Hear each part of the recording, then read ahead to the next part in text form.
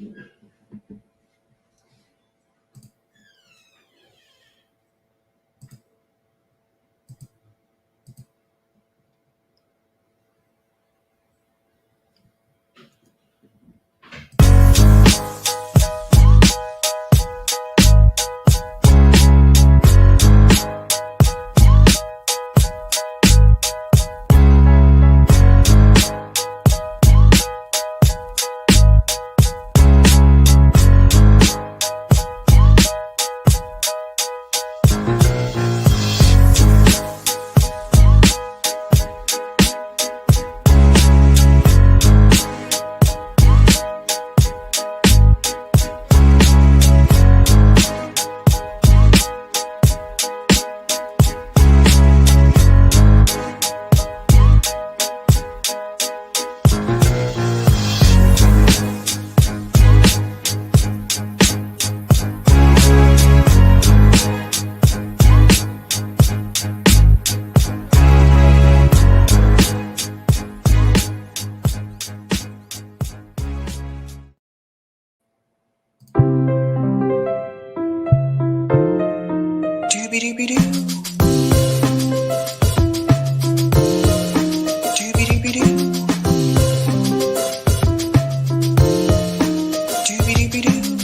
host, sabrinasalvati.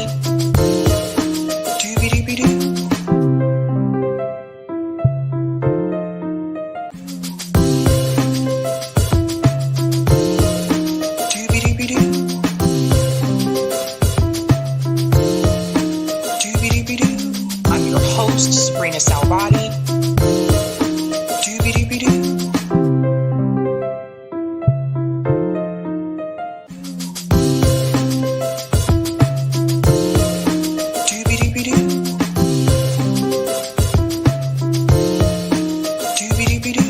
I'm your host, sabrinasalvati.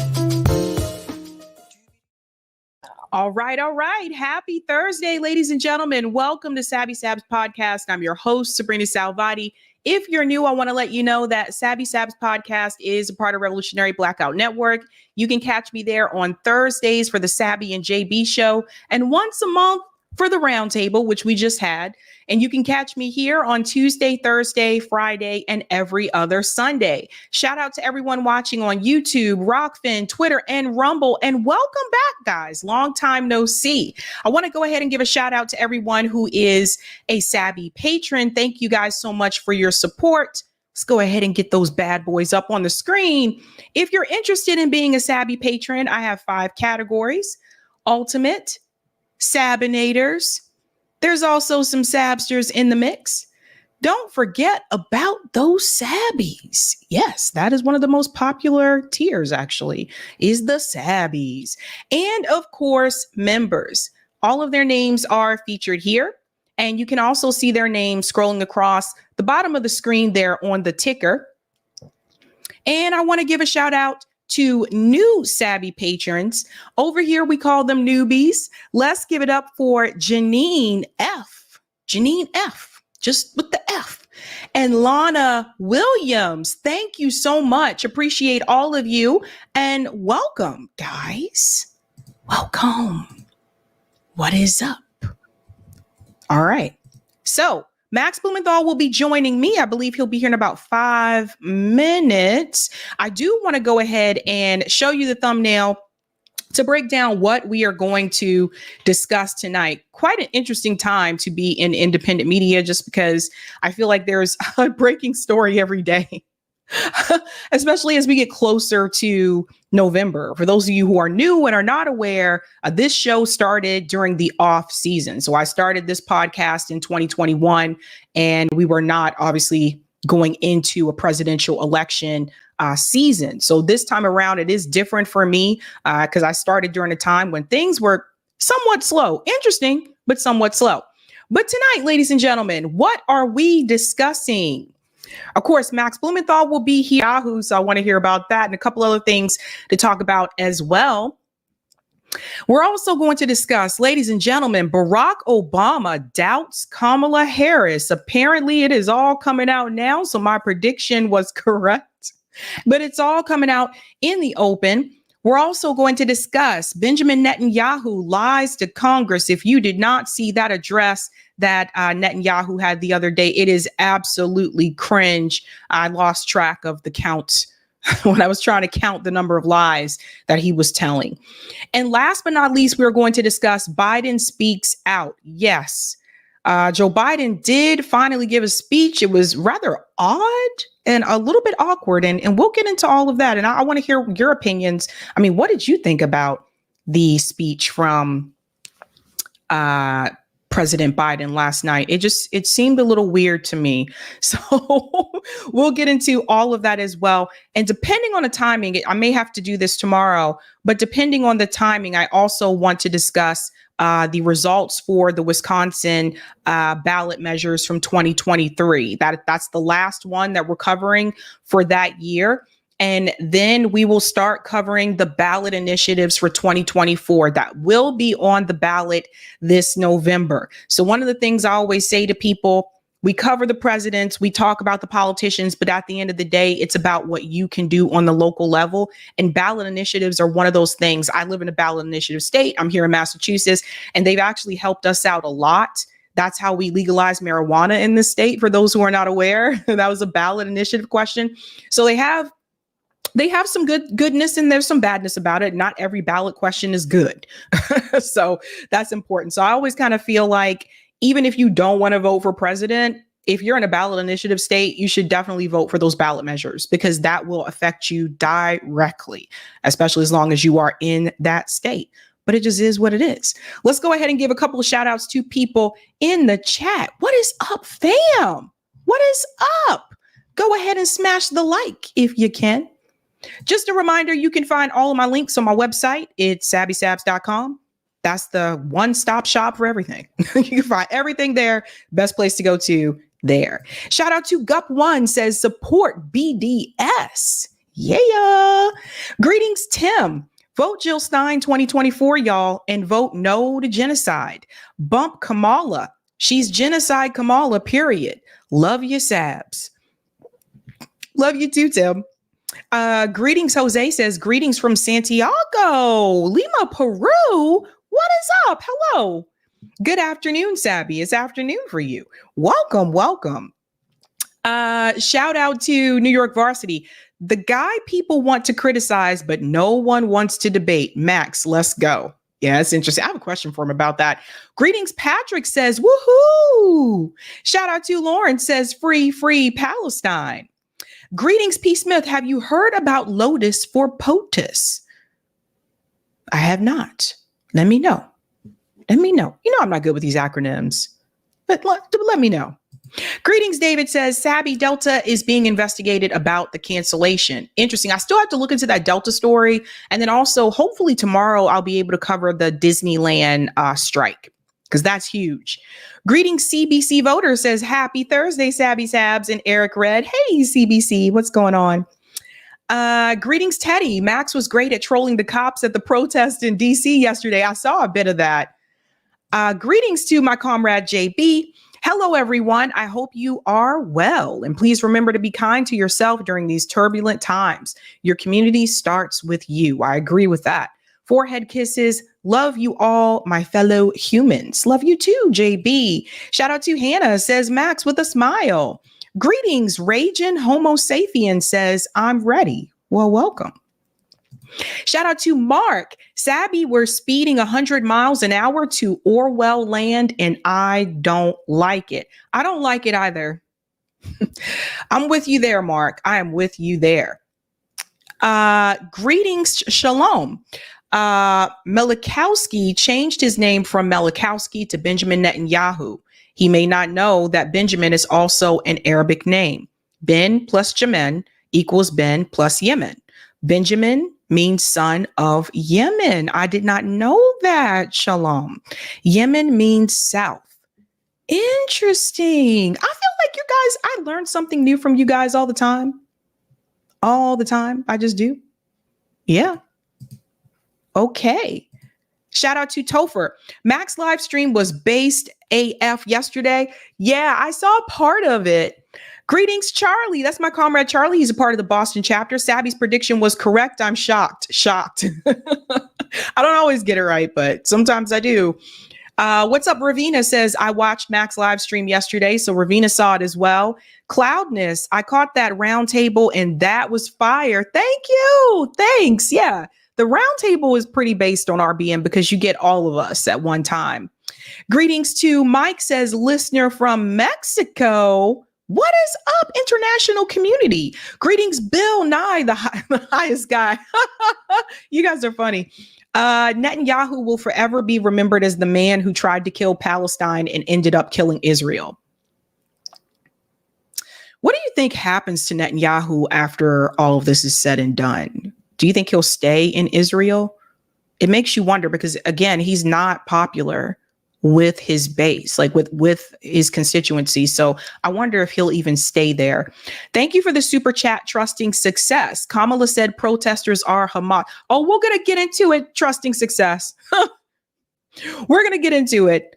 And thank you, Busted Leaf. Assalamu alaikum from Pakistan. Hello. How are you? Greeting. Such an international community. Shout out to Yusha paid the price. You just got a new follower. Well, thank you and welcome. Shout out to ST. I'm calling Kamala Holocaust Harris. That's an interesting nickname.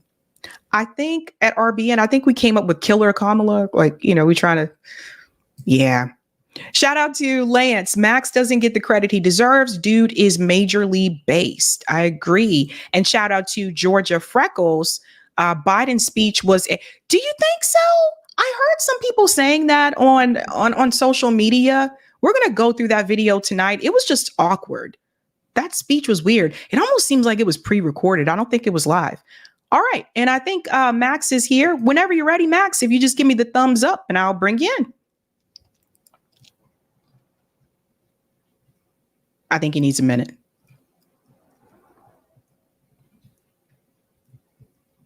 Anyone ever find Gamer? I don't know what that comment. Oh, Gamer for Life. I saw Gamer recently in a chat. I'm just going to give him a minute. Okay, he's ready. All right, guys. My special guest tonight is Max Blumenthal. He's an investigative journalist and he's the founder of The Gray Zone. Welcome back, Max. How are you? Yeah, how are you? Good to see you. Good to see you too. So it's been a crazy time in news. I think the past 2 weeks, this has been wild. But yesterday you were at the protest, Arrest Netanyahu protest. And I do want to hear a little bit about that. One of the things I heard from people is that there was a heavy police presence at the protest this time around. Can you talk a little bit about that? Yeah, that's the reason why I look like a lobster right now, is I was out for like 8 hours with the protests for various events. And it was supposed to start at the US Capitol. It started several blocks away. And as soon as the protest started, Capitol Police began pepper spraying demonstrators. I've videotaped it up from far away, from like a block away or like a half block away. I got some video of it and I need to review it carefully because there was like throwing of water bottles at Capitol Police. I remember seeing that take place a few times during BLM where people would throw water bottles at the cops. The cops didn't usually respond with pepper spray. They wouldn't really respond unless they felt like there was a mass violent action against them that they needed to crack down on with tear gas. But they immediately were primed for violence. And this was again, far from the Capitol, like not at the perimeter of the Capitol. Journalists were pepper sprayed, just random people. A huge crowd was pepper sprayed. And then the crowd proceeded, the march proceeded, and it was a completely peaceful march. And everywhere you went, you would see just blocks and blocks and blocks of police. And it was kind of like a police exhibition with different costumes and different departments from as far away as New York City, where the NYPD, which is basically a private army within the United States, is larger than most other countries' militaries with a higher budget. They had sent 200 cops in. Montgomery County, just outside DC, sent in cops in riot gear, and they were dressed like they were at a Renaissance festival. They had their round shields, clubs in hand, and they were wearing full armor.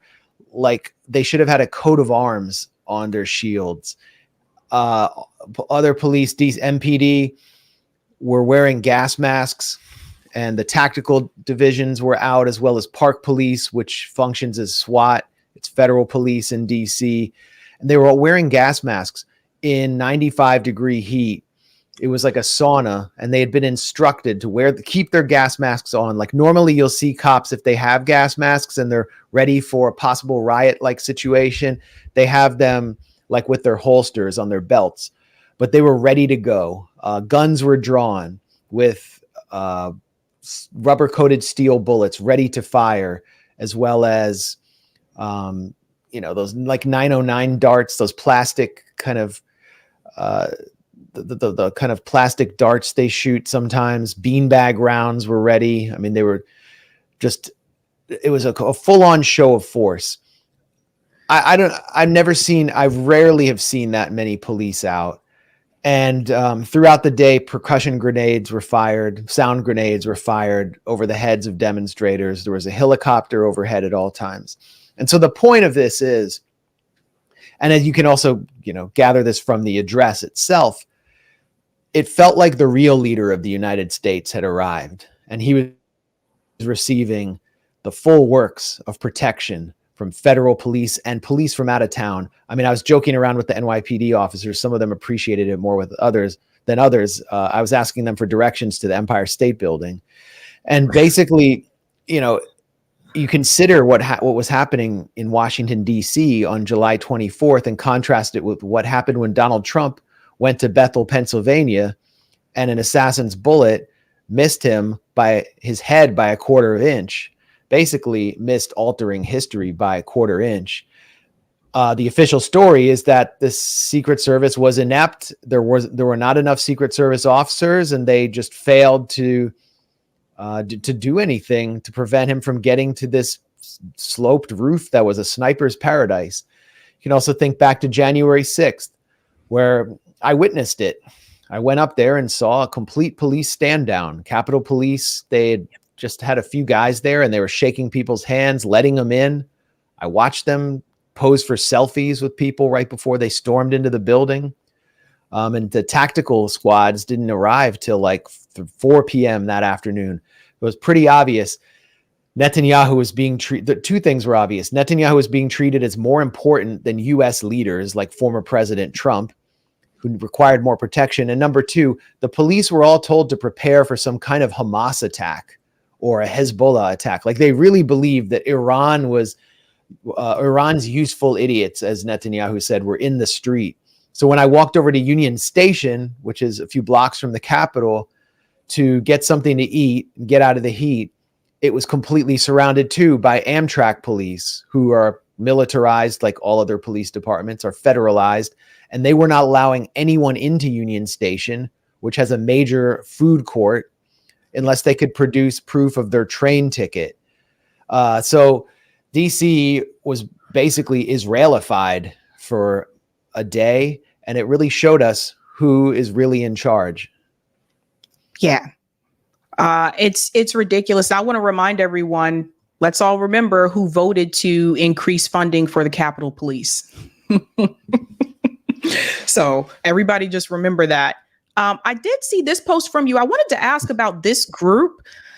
You posted delusional liberal Zionist anti-Netanyahu protest at Union Station, pleading for a hostage deal to save Israel and apartheid with a prettier face.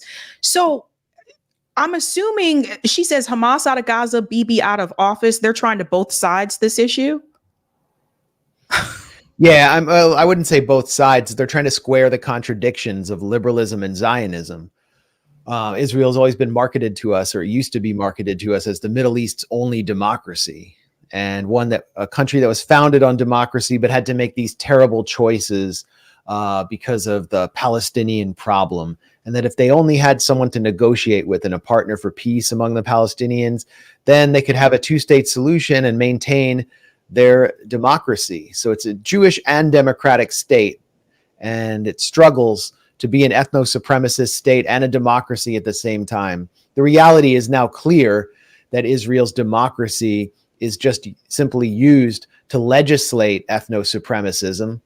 I mean, we can see the kind of legislation they're passing day after day to strip rights from Palestinian citizens of Israel and authorize new settlements.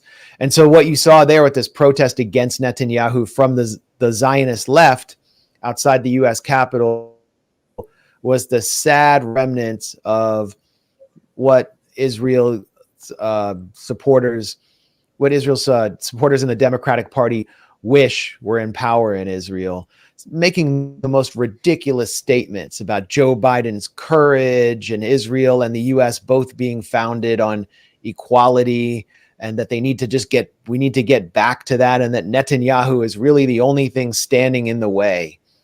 However, they did chant for an end to the war and a deal. Many of these people at this protest were family members or friends of family members of hostages or captives in Gaza. And, the people who were taken hostage, you had really two groups of people who were taken into Gaza.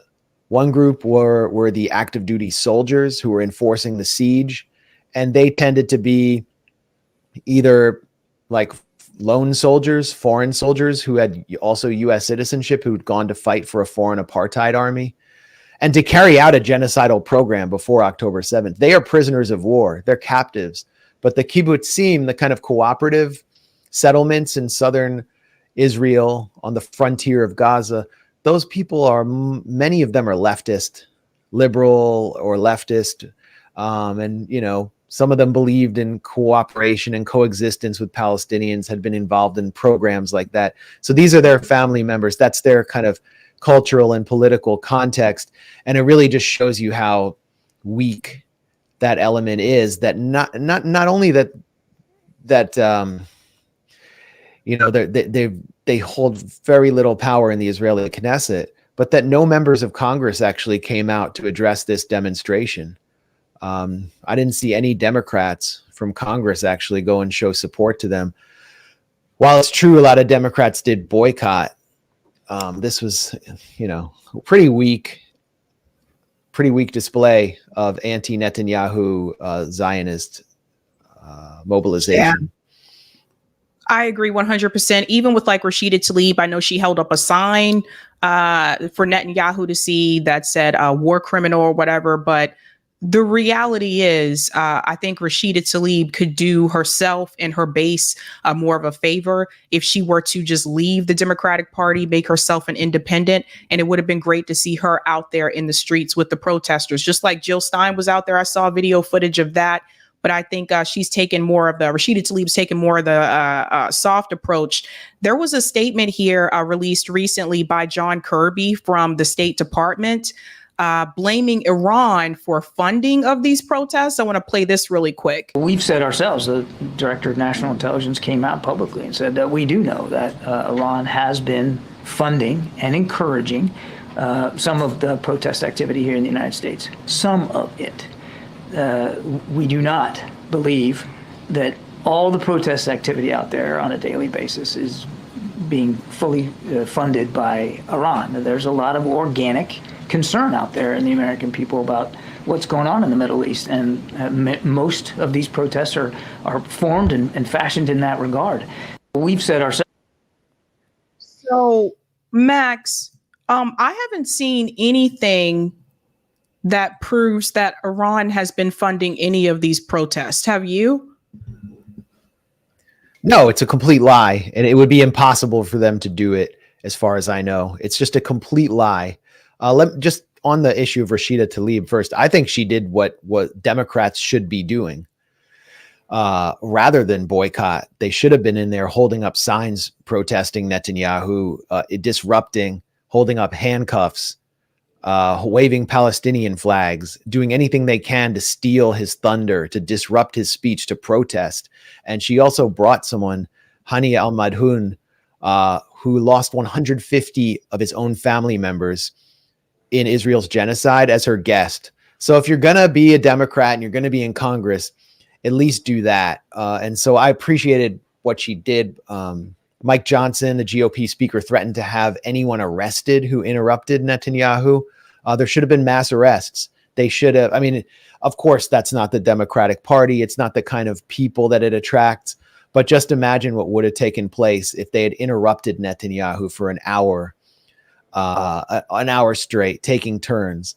And that's what, if they were serious about this actually being a genocide and understood the stakes, understood that this is the Holocaust of our time, and then what you would have done during the Holocaust in the middle of the 20th century is what you're doing now, then they would have done that.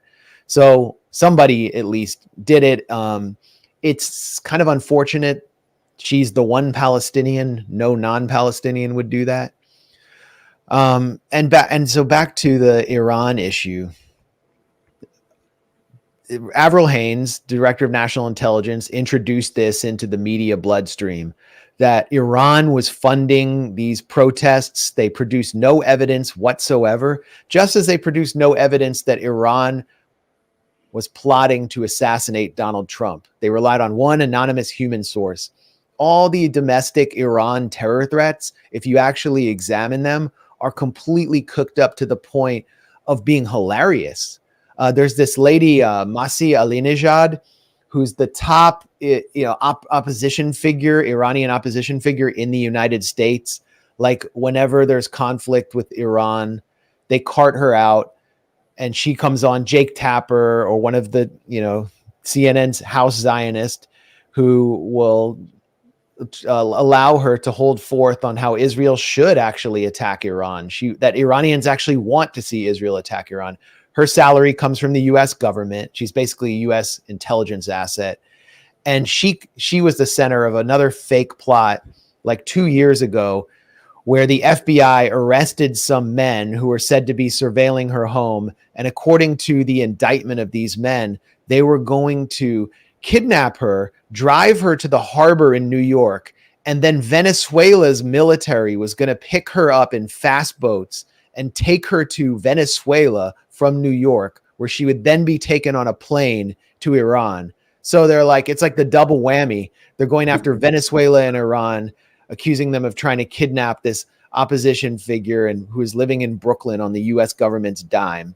And it's the fakest thing I've ever heard. Like, you have to be incredibly submental and have the IQ of a grapefruit to believe that. Unfortunately, the entire media swallowed it whole. So that's what they're doing here. There's no questioning of Iran the idea that Iran could somehow fund these protests. And the protests don't even feel funded to me. Also, remember, the Washington Post falsely accused the Gray Zone of being a vehicle for Iranian influence. And they produced zero evidence of that. It's totally false. But they went with it. Full page article in the Washington Post, just cobbling together innuendo. So they're determined to delegitimize these protests. And what Avril Haines, the director of national intelligence, did was feed Netanyahu, give him some fodder for 20 minutes of his entire speech, where a foreign apartheid leader denounced, denigrated, and smeared U.S. civil society, smeared U.S. students, smeared U.S. activists, smeared the Palestinian and Arab American community, the Muslim American community, as useful idiots for terrorist groups, just on and on and on, while Congress on both sides of the aisle clapped like a bunch of seals. It was a disgusting, and that was the anti-American display, cheering for this foreign war criminal as he attacks your own citizens.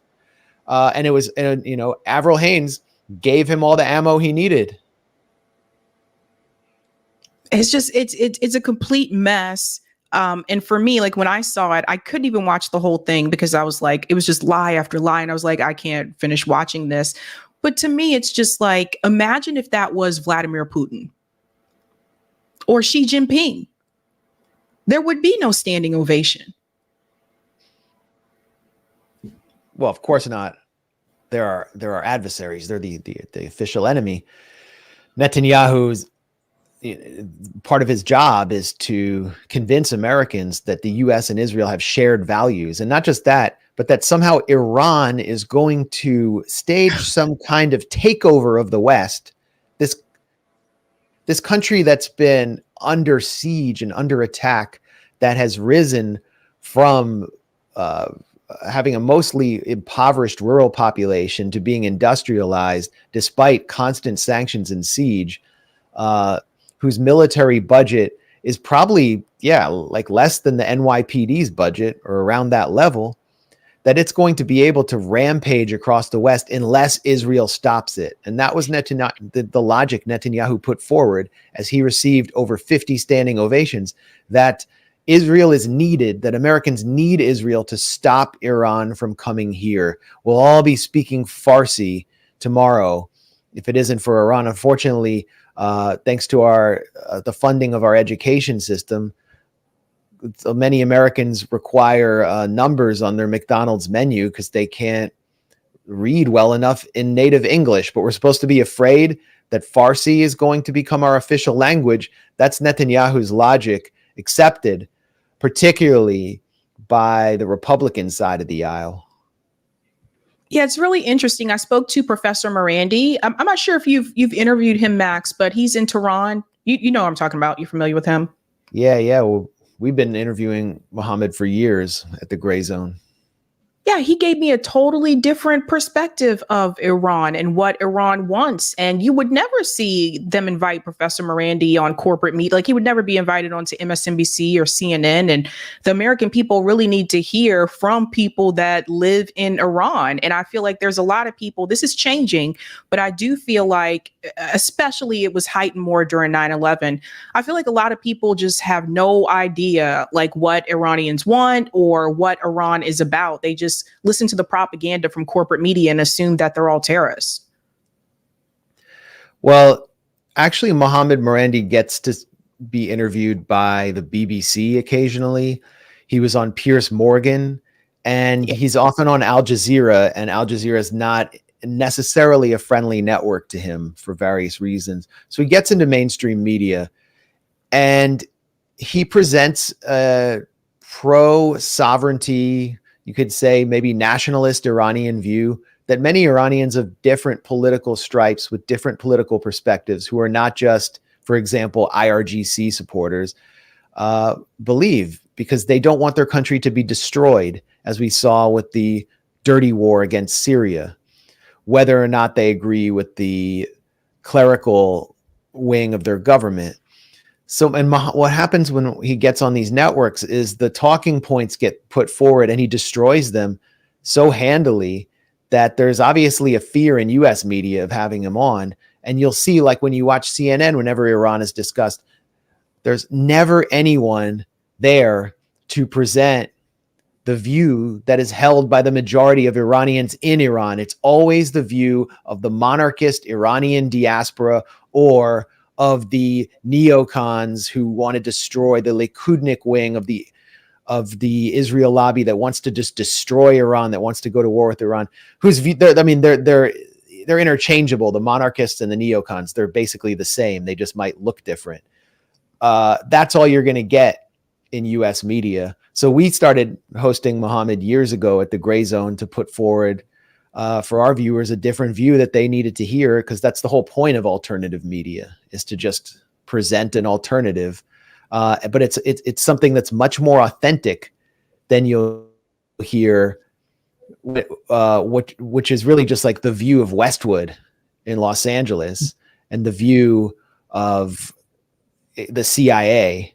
It's not something, and so we keep the whole point of it is to prevent diplomacy. We can't understand what Iranians have lived through and what they want. Why did they just elect a reformist president? Why did that happen? There was no analysis in US media. Americans don't even understand what the difference between the principalist and reformist wings in Iranian politics are. They don't even know that they have elections. They don't know that they have more female representatives in their parliament and more female participation at the highest levels of society than the US has. All they see is women are getting shot and murdered in the street because they're protesting that they don't want to wear the hijab or chador. What we don't see in US media is footage of women being brutalized, including older female professors by militarized police for protesting genocide on US campuses. The Women Life Freedom crowd said nothing about all of these videos that we saw for months and months and months when school was still in session of women just being brutalized by heavy-set cops on a mass roid rage, rampaging across campuses, attacking the flower of American youth for having the conscience that our leaders don't have to stand up against the Holocaust of our times. So the hypocrisy in the way that the US views Iran has never been more stark. And I would recommend to viewers who are looking, who want to kind of take a deeper look at the way the US and Israel view Iran, to read Edward Said's early writings on the way that the US media treated the Iran hostage crisis. And also there's a great Israeli book called Iranophobia that provides a great window into Israeli society and why they're obsessed, why they so obsessively hate Iran. But yeah, this is Netanyahu's obsession for sure. It is his dream. His dream is to get the US to wage war directly on Iran. That's Netanyahu's one of the main reasons that he thinks he needs to still be in power. And that brings me to what's next for Israel, because I saw this article recently. It says exclusive, the UK is likely to restrict arms sales to Israel and drop the ICC objection. I mean, this is like our sister country here for those of us in the United States.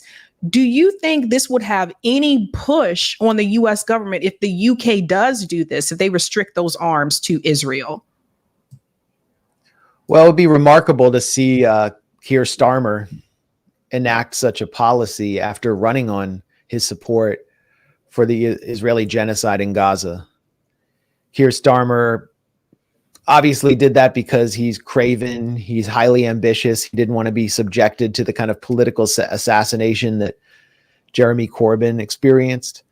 But if he does this, it won't have any material effect on Israel's war, which it's fighting currently on three fronts. It's fighting towards its south in Gaza, it's fighting in its north against Hezbollah, and now it's fighting directly against Ansar Allah, or the Houthis, the de facto government of Yemen. It'll have no material effect because the United States is the main supplier, and the United States is responsible for supplying not just armaments, but Israel's main weapons platforms that allow it to commit genocide. It's aircraft, it's air power.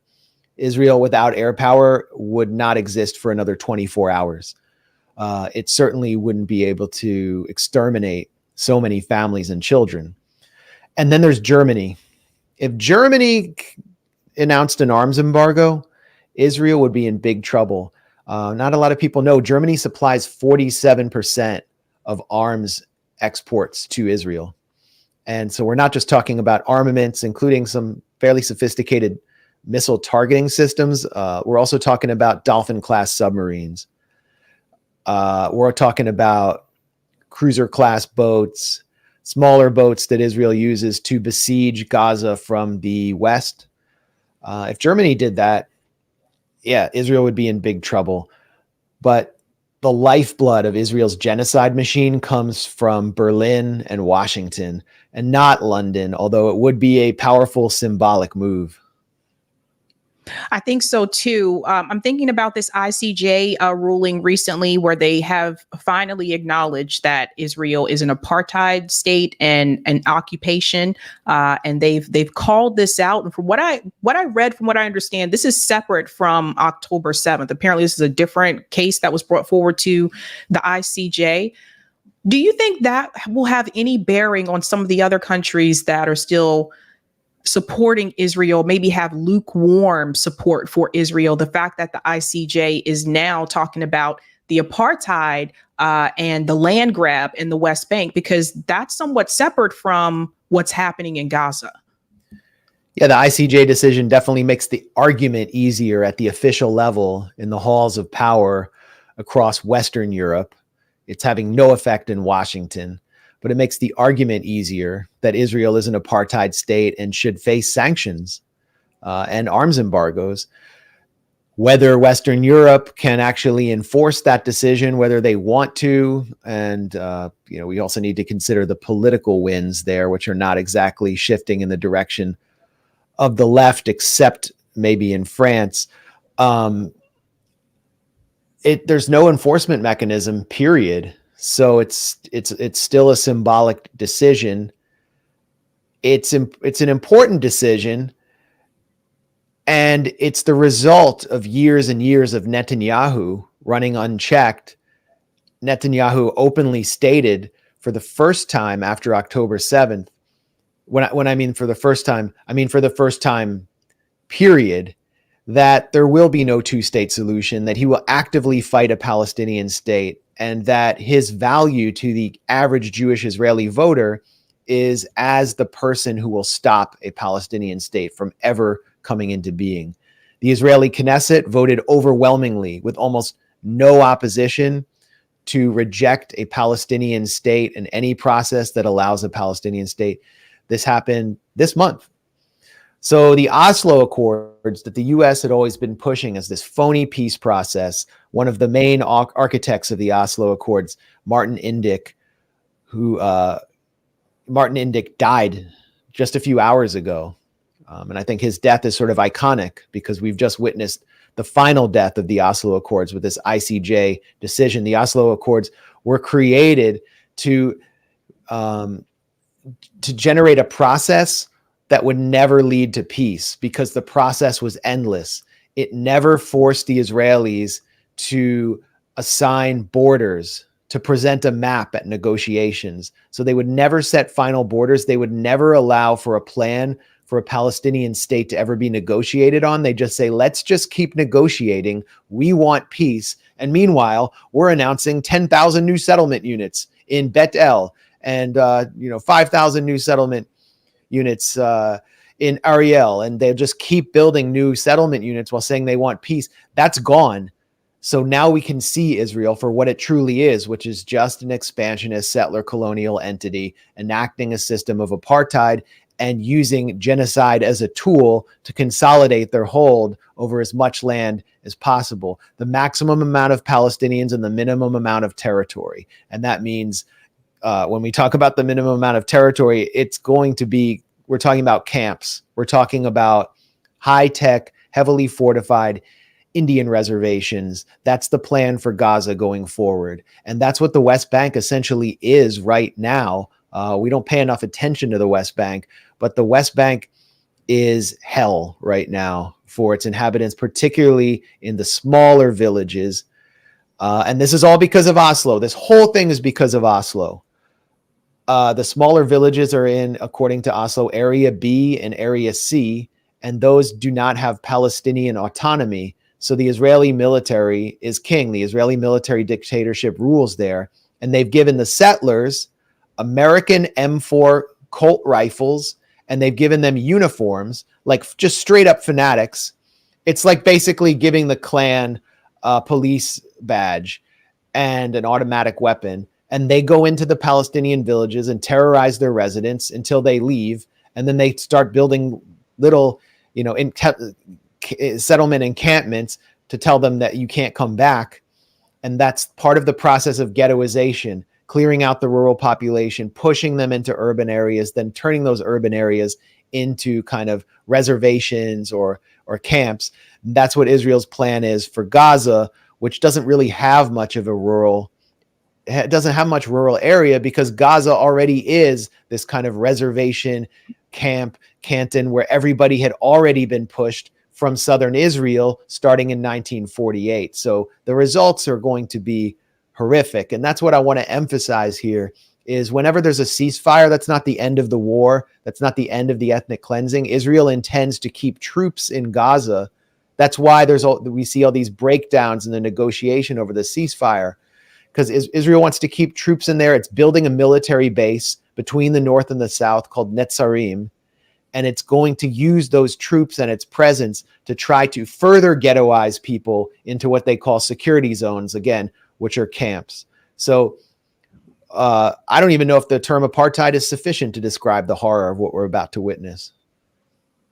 See, this is why I always push back when people say, well, Joe Biden said, well, now Kamala Harris said they want a two-state solution. This is why I push back, because that's a joke. And people have to understand, like Netanyahu, as Max just told you, said he would fight against a two-state solution. Guys, this is a game.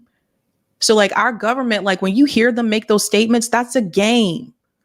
And the whole term ceasefire, which started with the protests, that was the bare minimum. And I said that back then when we were protesting here, ceasefire is the bare minimum. We want to end to the occupation. We want the Palestinian people to have self-determination. So what the Democratic Party did is they took the term ceasefire, they co-opted that term, and they watered it down, just like they did with the George Floyd protests. They take a term from the movement outside, the minimum, and they water it down even more. So now you have Kamala Harris and Joe Biden saying, yes, we're going to move towards a ceasefire. But what does that really mean? Because Max is just telling you that does not end the war. It doesn't end the war unless Hamas can enforce its own terms, which is Israeli troops must leave. And like a full ceasefire. So when you watch Kamala Harris at Selma, it was such an obvious put on where she was going to declare a support for a ceasefire and then pause and wait for the applause and then declare the caveat when no one's really paying attention, which is that she wanted it for 6 weeks. And that was already on the table. That was the Israeli proposal. So she literally went to Selma to put forward the insidious, manipulative Israeli proposal as Israel's lawyer, but got people to clap. So the Democrats and the Biden administration are much better at the game, as you put it, than the Republicans would be. Donald Trump never would have said anything like that. He would just say something blunt and crude, and everyone would see this war for what it was. But Kamala is there to provide the window dressing, the pretty window dressing for genocide. She's someone who the Israel lobby has invested heavily in. Whenever there's a rising black politician in America, the Israel lobby is going to say, look, we can do this the easy way or the hard way. And the easy way is you get lots of money. That's what they did to Richie Torres. He's funded by one of his biggest funders, by the way, is a Republican named Paul Singer, a hedge funder who's a Zionist billionaire. Kamala Harris has gotten money from Steve Mnuchin, who served in the Trump administration, the foreclosure king, also a Zionist billionaire. Her husband, who she was unmarried till like age 50, her husband, who she married, is a PR agent. I mean, he's in public relations. He's there to help her play the game. He happens to be a Jewish Zionist who's been doing a lot of public events with pro-Israel groups to try to keep them on Kamala's side. And all she is right now is basically an actor. And she's going to play whatever role those who control this administration choose for her. And so the role for her right now is to try to get to a ceasefire on Israel's terms. That if she can pull that off before the convention, it would increase her chances of victory.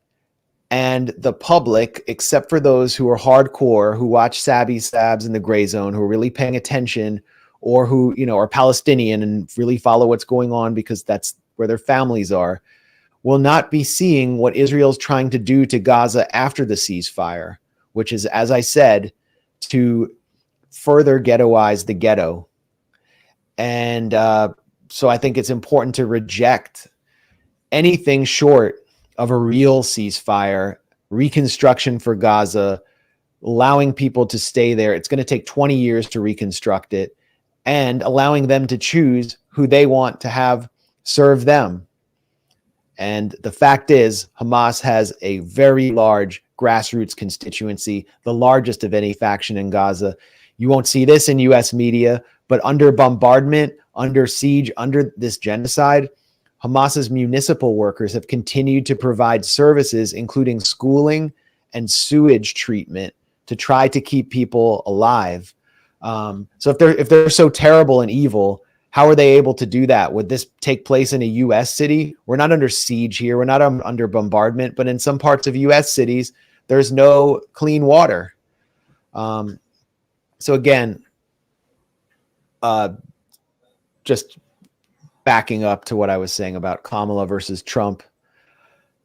If Trump came into office, you would actually see more focus on the phoniness of the Israeli ceasefire proposal. But when you have a Democrat posing as Israel's lawyer, it's more likely that Israel could get it on their own terms and they could crush any dissent that had existed before. What's interesting to me too, I've noticed, I've been looking at the polls. I notice now that it has been announced that ultimately it's going to be Kamala. That's going to be the nominee. I noticed with the younger voters, she now has a higher approval rating with younger voters than Joe Biden did. And I've seen accounts on Twitter that were a part of the pro-Palestinian movement and participated in those protests. Now, all of a sudden, they're just like, yeah, Kamala would be great. And they're posting these coconut emojis and they've gotten in line for Kamala. And I'm like, it's like they don't even realize that Kamala Harris is also pro-Israel, that she takes money from AIPAC.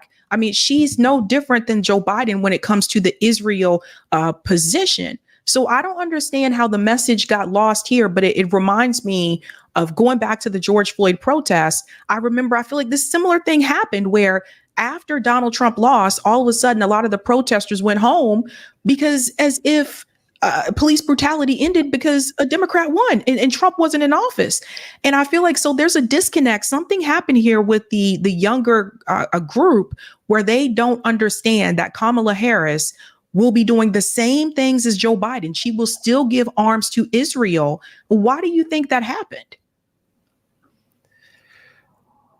Well, you brought up a perfect example of people who have very little political education but want to be activists. What we saw in the late stages of BLM was just a a tragic example of people being duped, bamboozled, and used by those in power in a strategy of tension to create chaos in order to undo the Trump administration and make way for status quo Joe, the author of the crime bill, and to allow the Democrats to roll back all the promises on police reform. Towards the end, I just stepped away towards the end from the protest because to me it was clear it wasn't about police brutality anymore. It wasn't about the cops at all. It was about freaking out over Trump and vague concepts of white supremacy that were not actually being confronted in a coherent, material way. And if you look up Open Society Foundations, Black Lives Matter, look up Ford Foundation, Black Lives Matter, just Google that, Google any major billionaire liberal foundation, and you'll see that they pledged right after Trump lost, after November, all these foundations pledged hundreds of millions of dollars to what they call Black Lives Matter. And it all went to basically pay people to go home and stay in their quote unquote communities and work on, identity politics, quote unquote woke initiatives that had very little to do with class or challenging the prison industrial complex, militarized police. And they succeeded. They basically succeeded with their plot. They would like to do that with the Palestine Solidarity Movement, but they can't because it never became the current thing. The people who are involved in it are not really easy. It didn't draw in the masses of kind of liberal constituents who don't have a sophisticated political education. It drew in a more radical people. So they can't really buy them off. They don't want to. They still see it as a threat. The only answer to it is criminalization, crushing free speech.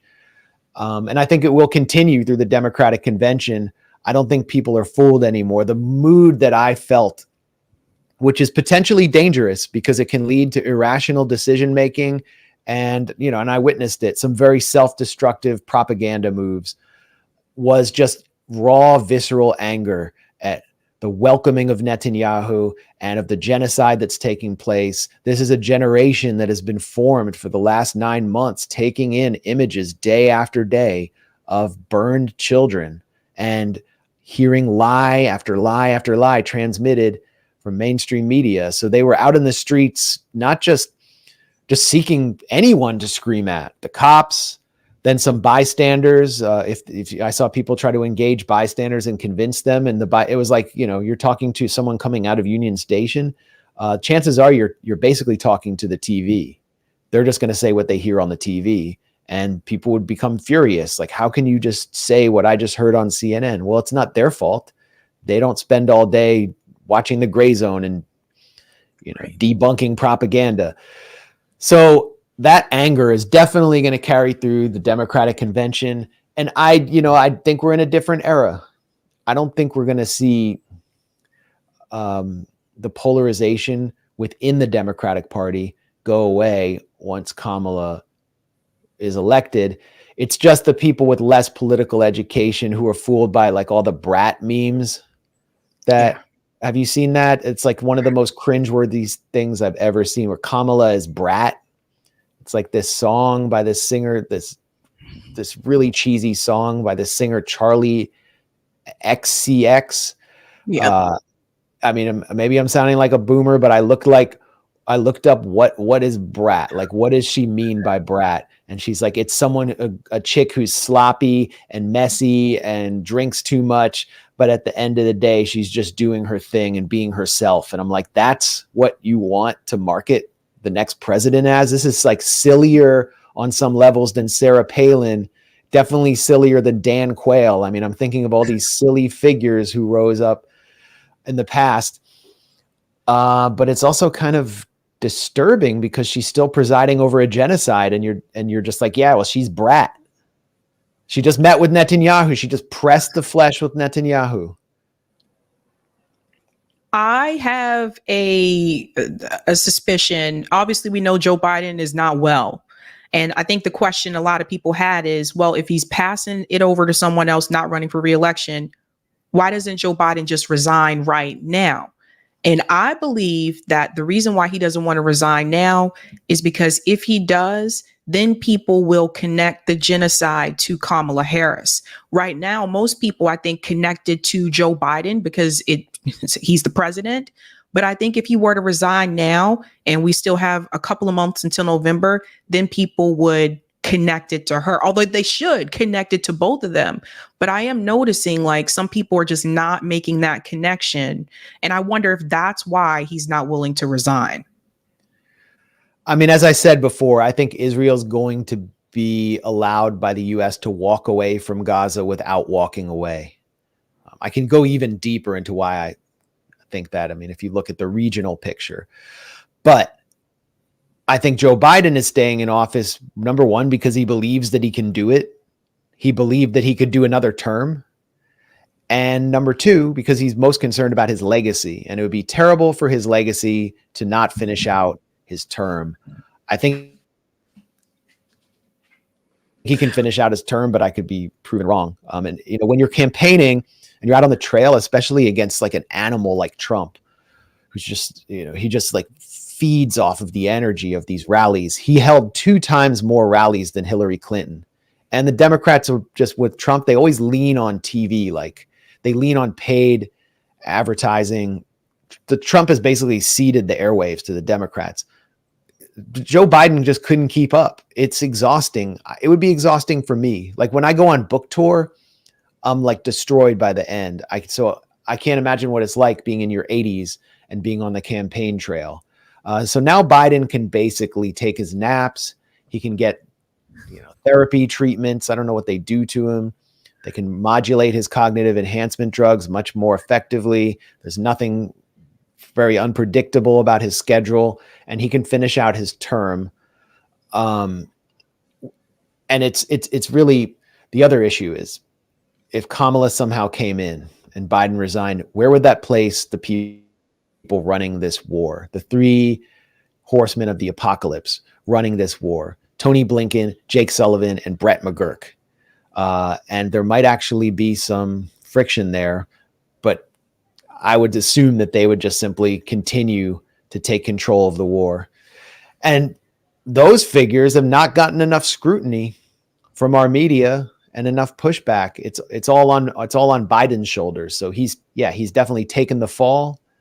But these figures will continue to infest future Democratic administrations, including if Kamala somehow pulls through in November, including hers. That's right. That's a good point. Max, I think a lot of us have been wondering. We just saw recently Aaron was on Piers Morgan. I covered Piers Morgan a lot on the show because those debates are hilarious to me. Have you ever been invited onto Piers Morgan's show? That's a great question. First, I was invited to before October 7th, before he started having these debates that everyone has been watching, like these battle royale debates. He invited me on to defend Russell Brand, and I was just like, well, I was like, I'm busy or something. And then he invited me. I got invited on about a week before Aaron to talk about Julian Assange. And I spoke to the producer and I said, fine, I'm happy to talk to Julian Assange. And he's like, okay, we've got a lot of moving parts. Everything's moving fast. You know, that kind of vague producer language that always gives them leeway to cancel you at the last minute. And she's like, we just canceled Israel-Palestine debate. And I said, well, you know, why don't you put me on one of those? She's like, we have a lot of moving parts. And of course, I got the inevitable lot of moving parts cancellation a few hours later. So I don't know if there's some, you know, I'm on some, you know, they boycott me or something, but they have never actually followed through with having me on. That's interesting. I think we've been curious because people have said that in the chat when I cover those. People are like, why don't they invite Max on to Piers Morgan? It would be really interesting. I've seen Jake Uger on there multiple times. Like I've seen Hassan Piker on there. Like, you know, Crystal's been on there. And I'm just kind of like about that issue, about that particular issue. So it's just weird to me. I was curious. Yeah, I mean, it might also be that like, I know that every time there's been a debate proposed between me and some Zionist, the Zionist has backed out because they don't want to debate me. Because I know where I think that they know that I know where they come from. I know how they think. In some ways, I come from the same world, and that might be frightening to them. I mean, and I think they should be afraid, but I'm willing to take it on with the right opponent. And Aaron definitely took it on. They didn't tell him that he was going to go up against Jonathan Conricus, who's actually a war criminal.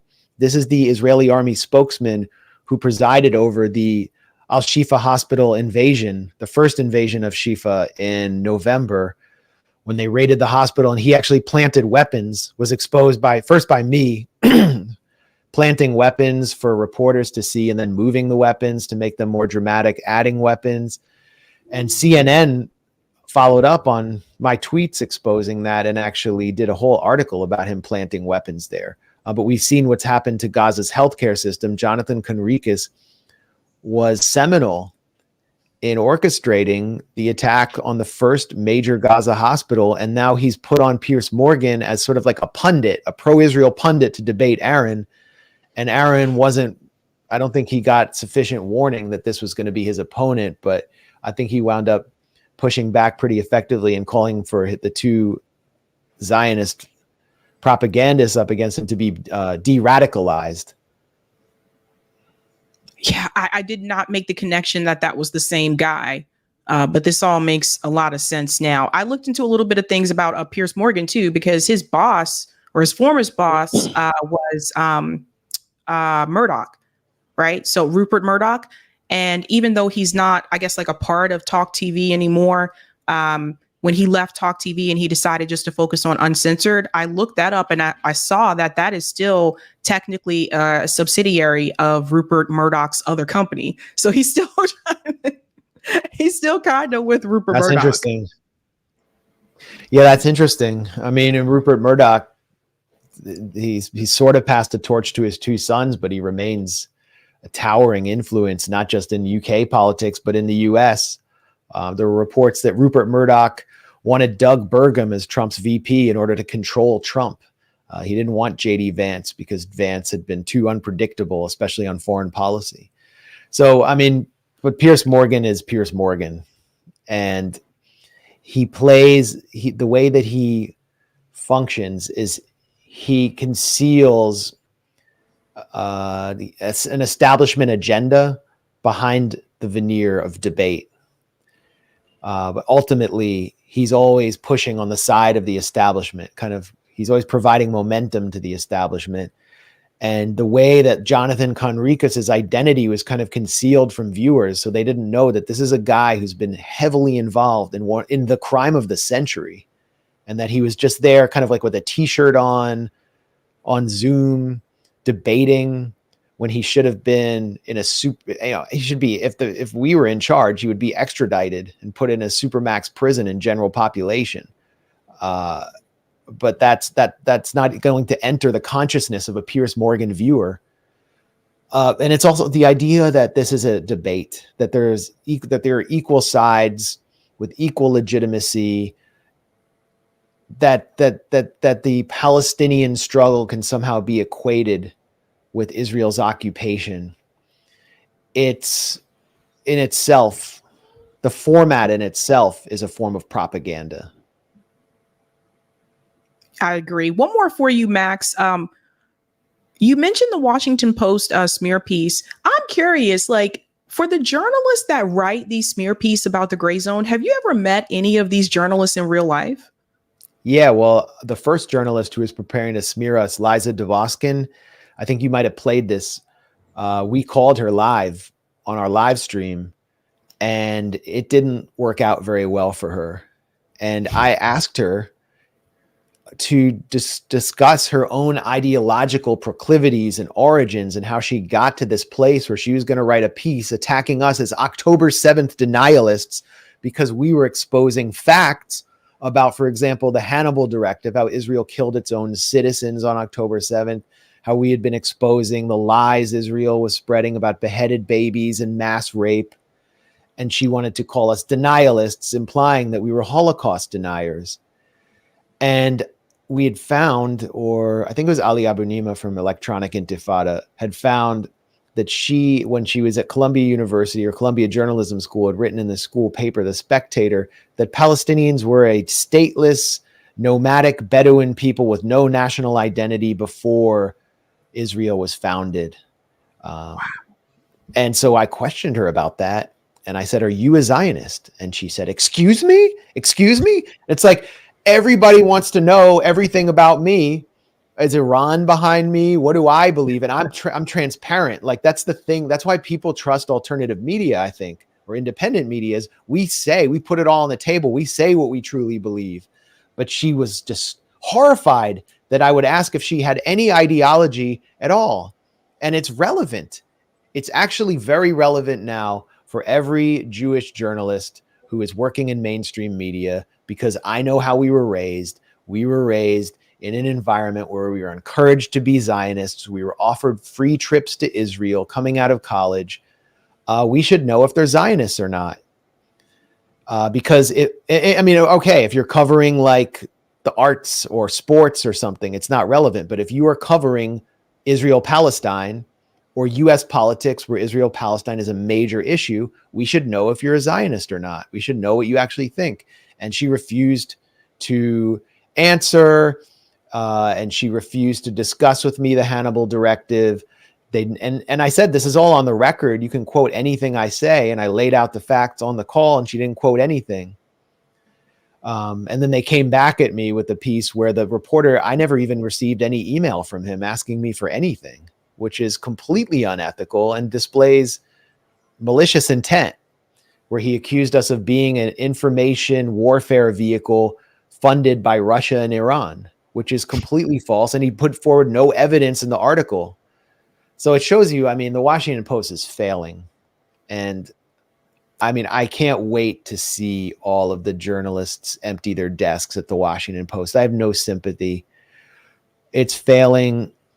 They are going to have to cut staff. They're introducing a third section to the Washington Post where it's based on what they call social media storytelling, which is basically, it's like we're going to try to seem like a cross between Zoomers on TikTok and alt media, but we're still going to put forward the same establishment horseshit that has been boring and disgusting the American public and causing them to turn away from us.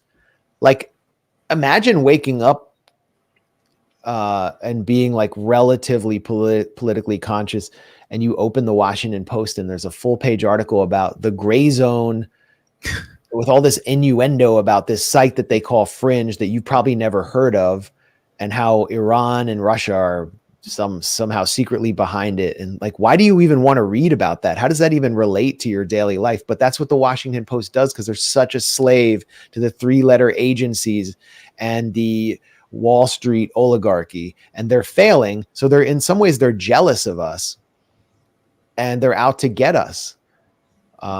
They want to destroy us. And one vehicle they're using also is Wikipedia. Just one of the most, I think Wikipedia is one of the most dangerous information weapons for our, what you could crudely call our ruling class. I can talk about why for the next hour, but the point I just wanted to make is, like, you look at what they say about the gray zone, try to correct it, try to correct what they say about me, and you will not be allowed. A cartel of less than 300 editors controls the majority of content and sets the rules. And the gray zone is considered denigrated content. So you can't even cite us if we write a true article. And what's going to happen in the next year or two is we're going to see Wikipedia be the go-to source for AI, so that when you consult ChatGPT or any other AI app as the oracle and say, what is the gray zone? It will just read off our Wikipedia entry to you. And that's all they need to do to isolate us.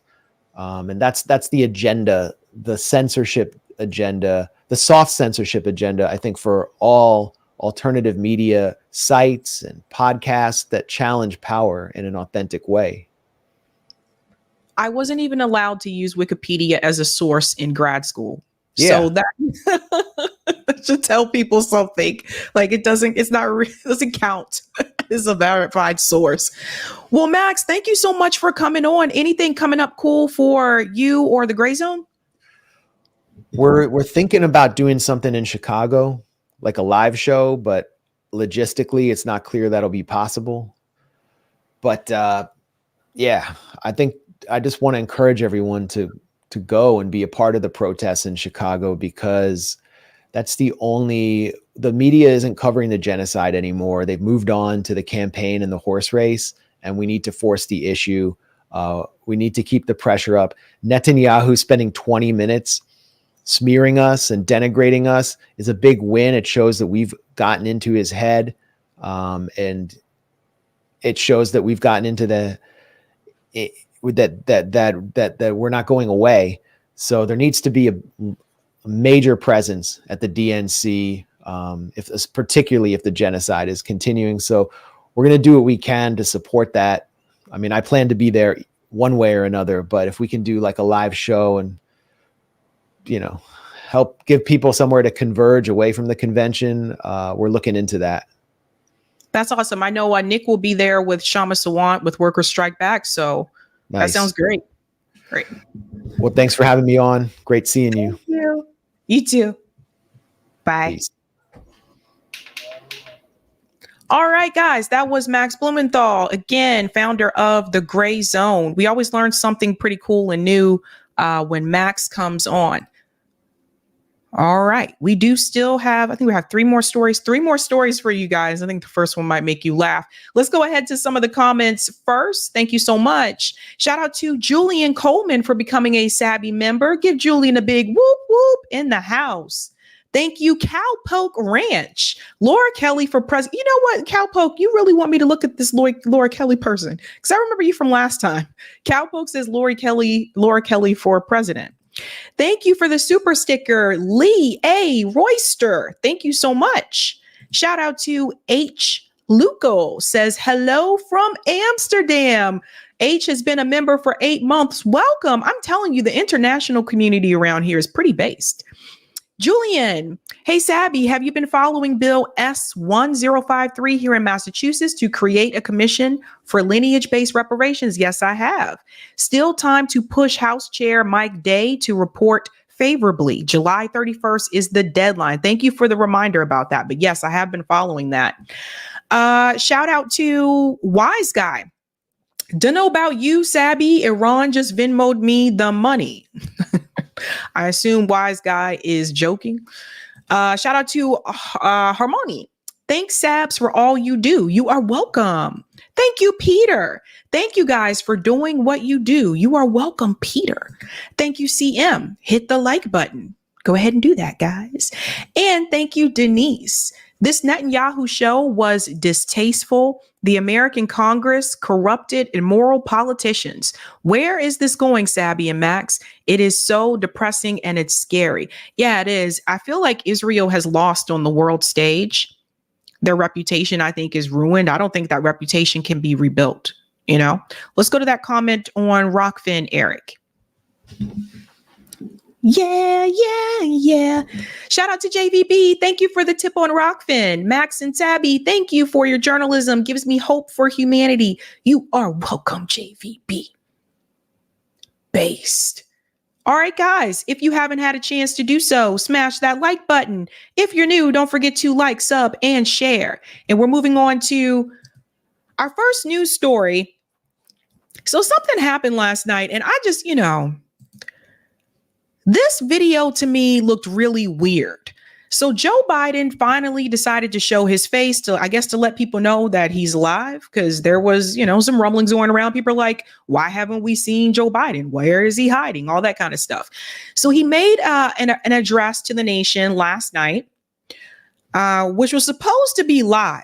Now, we're going to go through this a little bit because I don't know. He kind of looks like a hostage here to me. Like, look at the, oh my goodness. Look at the look on his face. I don't know, but it feels weird. There's a couple of moments during the speech that we do have to debunk, though. There's a couple of things we got to break down because I don't think Joe was all with it. Let's get started. My fellow Americans, I'm speaking to you tonight from behind the Resolute desk in the Oval Office. In this sacred space, I'm surrounded by portraits of extraordinary American presidents. Thomas Jefferson wrote the immortal words that guide this nation. George Washington, who showed us presidents are not kings. Abraham Lincoln, who implored us to reject malice. Franklin Roosevelt, who inspired us to reject fear. I revere this office, but I love my country more. Okay. The first thing I notice is it just me or does it seem like he has something in his mouth? It seems like he's having trouble speaking, right? Like, you ever try to talk like when your mouth is full and you're trying to talk at the same time? That's what it sounds like. I don't know. Joe don't sound well to me. More. It's been the honor of my life to serve as your president. But in the defense of democracy, which is at stake, I think it's more important than any title. I draw strength and I find joy in working for the American people. But this sacred task of perfecting our union is not about me. It's about you, your families, your futures. It's about we, the people. And we can never forget that. And I never have. I've made it clear that I believe America is at an inflection point. One of those rare moments in history when the decisions we make now will determine our fate of our nation and the world for decades to come. America's going to have to choose between moving forward or backward, between hope and hate, between unity and division.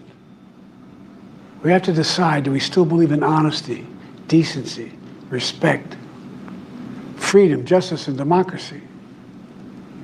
In this moment, we can see those we disagree with not as enemies, but as fellow Americans. Can we do that? Does character in public life still matter? I believe I know the answer to these questions because I know you, the American people. And I know this, we are a great nation because we are good people. When you elected me to this office, I promised to always level with you, to tell you the truth.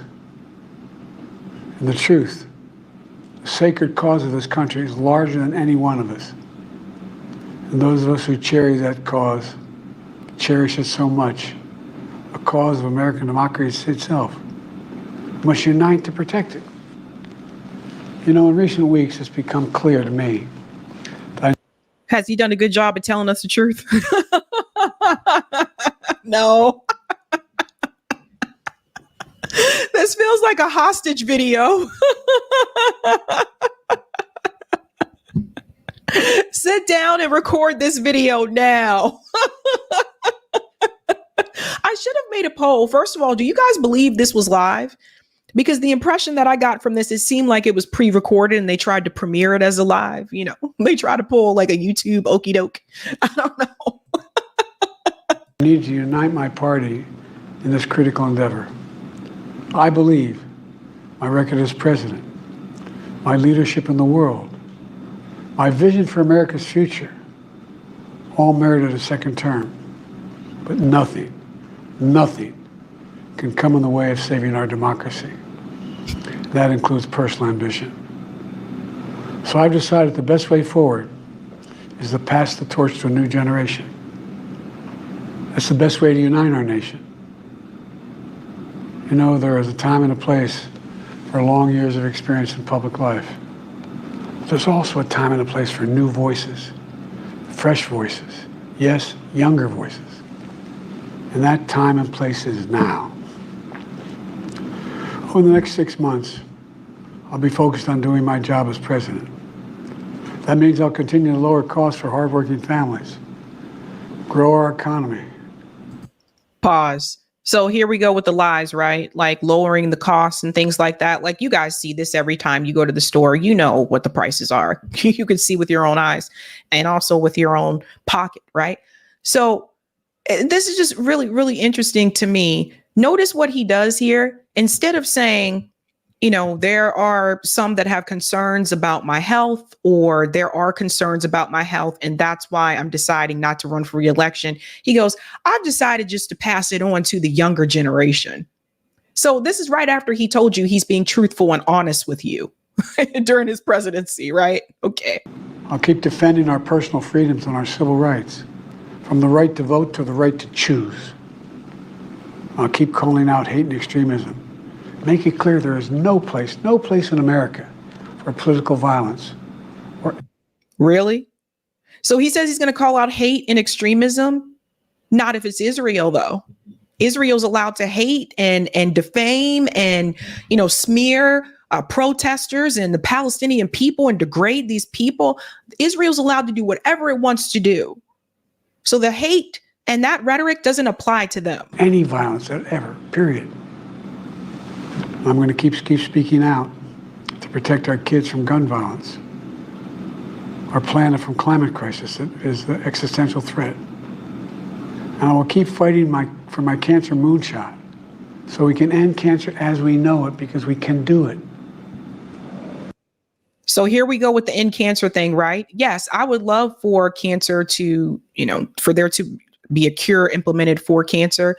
But Joe Biden also knows the reason why we don't have a cure for cancer, and that's because Big Pharma makes too much money off of treatment instead of a cure.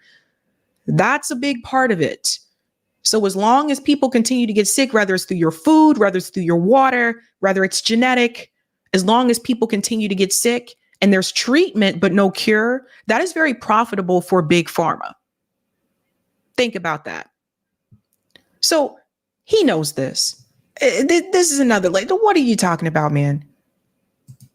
Aye. I'm going to call for Supreme Court reform because this is critical to our democracy. So now he wants to call for, remember he said he wasn't going to try to reform the Supreme Court, but now he's like, no, I'm going to call for it because critical. You've been in office all those years and this could have been done sooner, but this is what they do. They try to get a lot of things done right before the election. Court reform. You know, I will keep working to ensure America remains strong and secure and the leader of the free world. I'm the first president in this century. The leader of the free world. We're going to go back a little bit because this part's pretty interesting when he says this. He wants to make sure America is the leader of the free world. I will rephrase this for you. That means he wants to make sure that America is policing the world. This is where the out of touch comes in. That is not popular. That idea is not popular, particularly with younger voters, right? Supreme Court reform. You know, I will keep working to ensure America remains strong and secure and the leader of the free world. I'm the first president in this century to report to the American people that the United States is not at war anywhere in the world. Everybody hear this? First president, he said that the United States is not at war anywhere in the world. We are funding all of these wars. Are you kidding me? Are you kidding me? Weren't they trying to send American troops to Ukraine? Weren't they trying to send American troops to Israel? Isn't that why Aaron Bushnell did what he did? Because he got noticed that they were trying to send U.S. airmen to Gaza to go kill those kids. So it just, is he high? Like, is he on something? Did he have a little smoky smoke before he did this video? You kidding me? Don't forget Haiti. We'll keep rallying a coalition of proud nations to stop Putin from taking over Ukraine and doing more damage. We'll keep NATO stronger, and I'll make it more powerful and more united than any time in all of our history. Oh boy. I'll keep doing the same for our allies in the Pacific. You know, when I came to office, the conventional wisdom was that China would inevitably surpass the United States. Here we go with the China fear. China, Russia, Russia, China, or Iran. That's not the case anymore. And I'm going to keep working to end the war in Gaza, bring home all the hostages, and bring peace and security to the Middle East and end this war. We're also working around the clock to bring home Americans being unjustly detained all around the world. So this is BS, because if he really wanted to end this war, he could have done so. As long as the U.S. government is still supplying the weapons, obviously the war is going to continue. So again, this is another game, guys. You know, we've come so far since my inauguration. On that day, I told you, as I stood in that winter, we stood in a winter of peril and a winter of possibilities. Peril and possibilities. We were in the grip of the worst pandemic in the century, the worst economic crisis since the Great Depression, the worst attack on our democracy since the Civil War. But we came together as Americans, and we got through it. We emerged stronger, more prosperous, and more secure. Today, we have the strongest economy in the world, creating nearly 16 million new jobs, a record. Wages are up. Inflation continues to come down. The racial wealth gap is the lowest it's been in 20 years.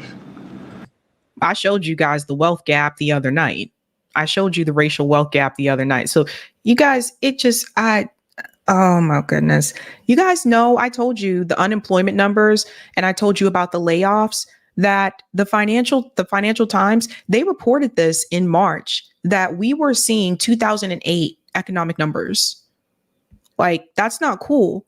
So although there have been jobs created, what Joe Biden is leaving out, but you can see this yourself if you Google it, is that a lot of people are being laid off left and right. We're literally rebuilding our entire nation, urban, suburban, rural, and tribal communities. Manufacturing has come back to America. We're leading the world again in chips and science and innovation. We finally beat Big Pharma after all these years to lower the cost of prescription drugs for seniors.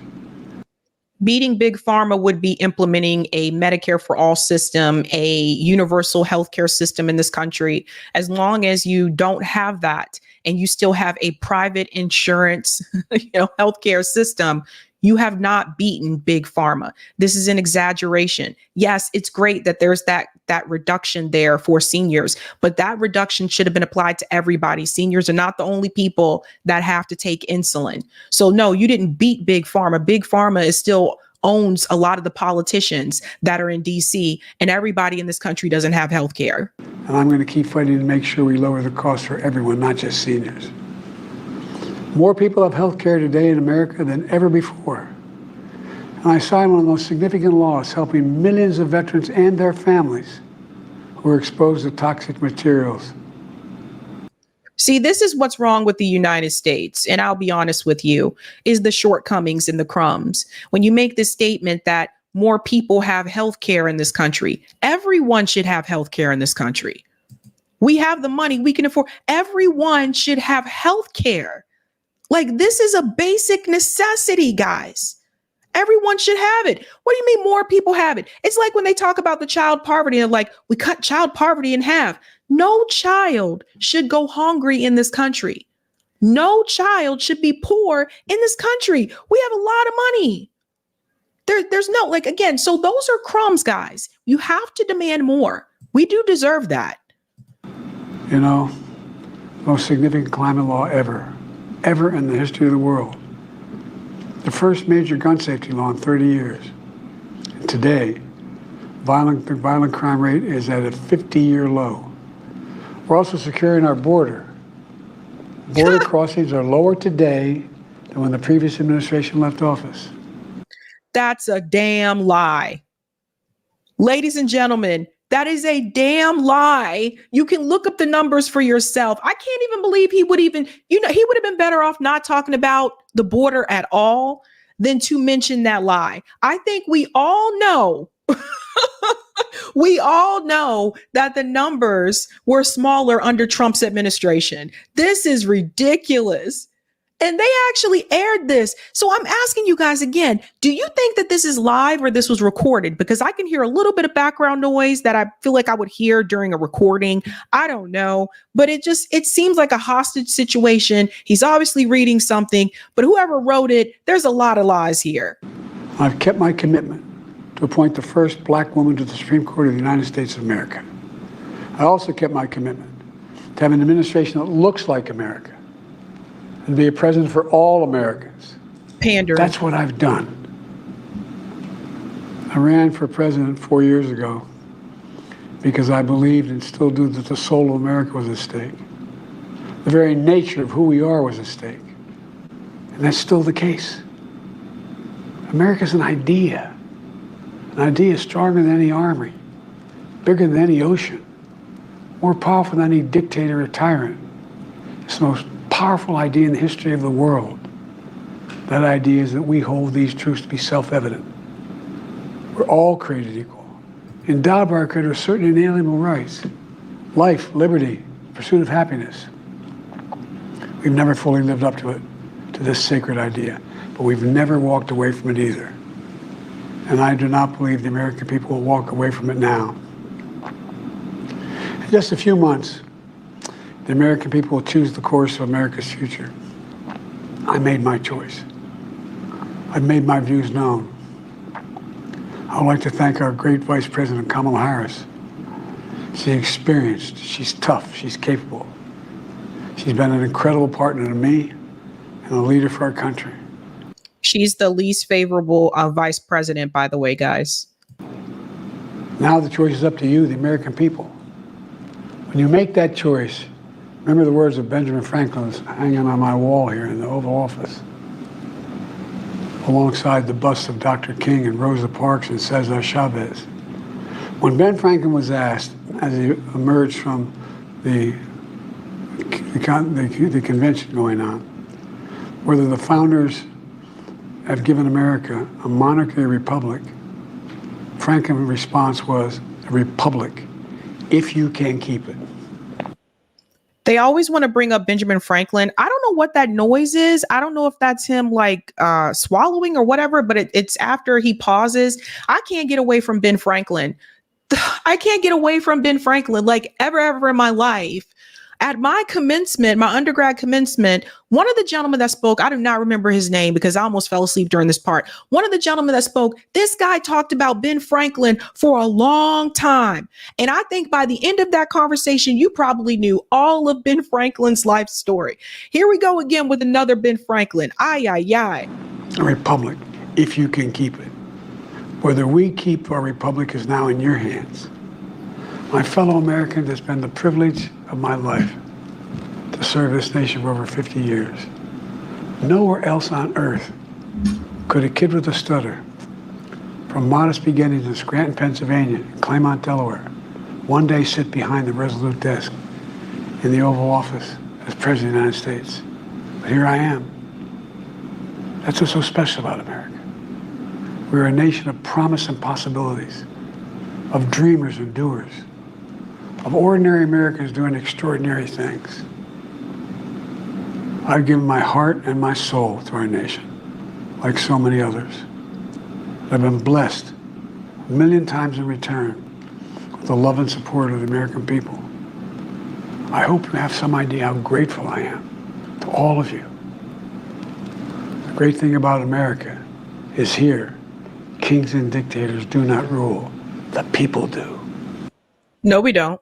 And I'm going to stop it there because there is something someone pointed out to me. Thank you, Chris. Sabby, it's recorded because the hands on the clock he's wearing are allegedly not the same time. Interesting. Thank you so much for that, Chris. What a nightmare, huh? Isn't this like a yikes? Yikes.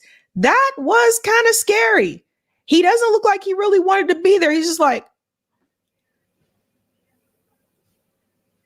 they took him hostage. Oz says he's having trouble swallowing. It's a dementia issue. I was wondering because I'm like, what is that sound? Every time like he takes a pause, you can hear that. Very weird. But that was Joe Biden's address. And some people are calling it a trolling speech because some people assumed that he was going to announce that he was resigning. That did not happen. And I told you guys this. I told Max Blumenthal that I believe the reason why Joe Biden doesn't want to resign is because if he does, then that would put Kamala in charge. And the criticisms that people have about the genocide would be directed from Joe Biden now onto Kamala Harris. Because make no mistake, Kamala Harris is going to give money and weapons to Israel too. We'll get to that a little bit later on. But that's important for people to see. But I do feel like he's like, oh, well, people associate the genocide with me. So maybe it's a good idea if we just let him stay in and not resign. Otherwise, that would make Kamala look a certain way. Right now, Simone saying after this speech, Simone Sanders said this again. We do not deserve Joe Biden. Like what? Like, honey, what? What do you mean? We do not deserve Joe Biden. So, I mean, it's like Simone Sanders is acting like, always trying to play savior to protect this guy and, constantly kissing his ass and things like that. Like, I don't have time for stuff. I don't have it. I know a kiss ass when I see one. And that's just what I see happening. So it's like, this is giving me massive vibes, It's just like, oh, Biden been so good to me. What do you mean we don't deserve Joe Biden? We deserve someone who's not a segregationist. We deserve someone who would have allowed Anita Hill's witnesses to testify. We deserve someone who didn't write crime bills with racists like Strom Thurmond. We deserve someone that doesn't go onto TV shows and brags about being a Zionist. We deserve someone that doesn't get out there and say, I'm 100%, you're all in for Israel. We deserve health care. We deserve a living wage. And Simone Sanders is out here touting Joe Biden like he's the next big thing next to Jesus or something like that. This is giving me... What kind of mess is this? So my comrade JB Font said, he said Simone be like, yeah, it's just tippity tap, tip, tip, tappy. Just tap dancing for Joe Biden. Like, it's just, I can't, guys. I can't. And 28,000 people like this, It's stuff like this. So when I saw it, I actually said, and I don't know. I was in rare form last night. Yesterday on Twitter, I was in rare form. I said, Uncle Tom shit. Because that's what this is. She's so desperate to get that validation. Let's remember, Simone Sanders was crushed when Joe Biden did not choose her for that press secretary position. So to me, that's just, just Uncle Tom shit.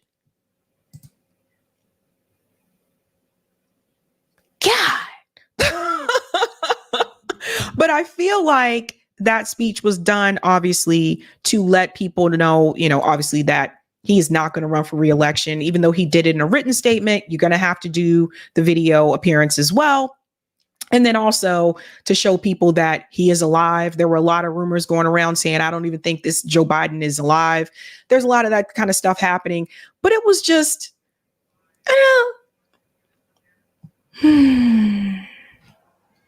let's go to some of the comments here. Thank you for the super chat, Yee. Does Joe Biden tan looks orange? I wondered if it was makeup, maybe. I don't know. They could have used like a spray on tan, but I thought maybe it was makeup. Thank you, Peter. Man, that filter is great. You can't even see his horns. You guys are funny.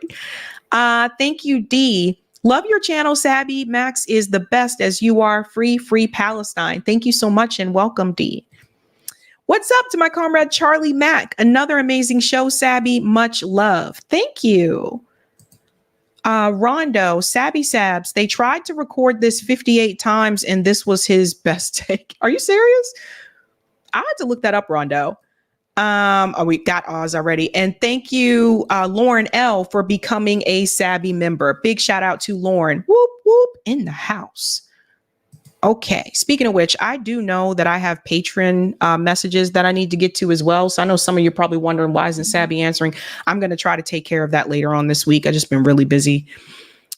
But we're moving on to our next story. Bibi Netanyahu appeared in Congress. I'm sure you've heard a lot about this. Let's get into some of the things that was said. We are not going to listen to the whole speech because like I told you, it's very cringe. But I want you to look at these sellouts and these frauds, man. Israeli Prime Minister Netanyahu received a warm welcome and standing ovation from members of Congress upon his arrival to address the joint session of Congress. So look at these sellouts, fam. You got Mike Johnson here. And I mean, watch this. Speaker, the Prime Minister of the State of Israel.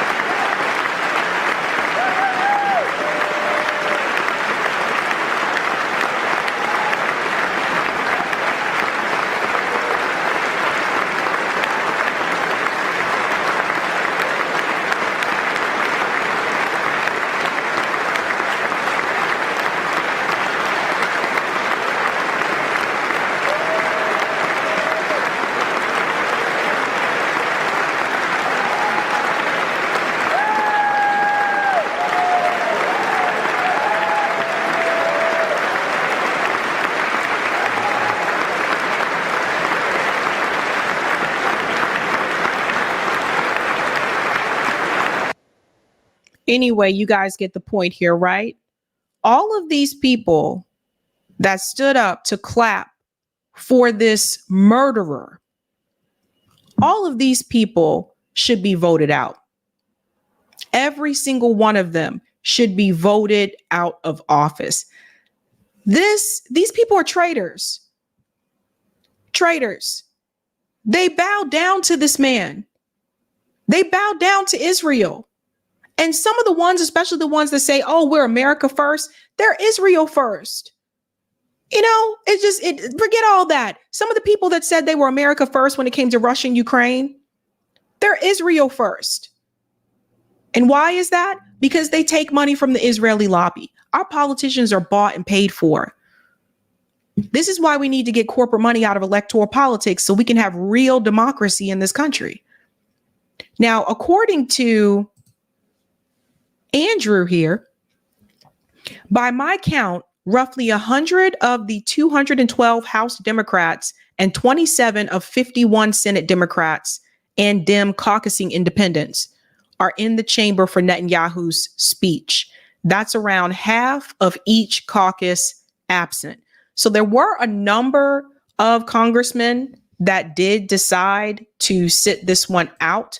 But Max brought up a good point that I didn't think about at that point in time, which is he said like it actually would have been better for them to be there and to have a silent protest, like to have the signs, I guess, like how Rashida Tlaib did.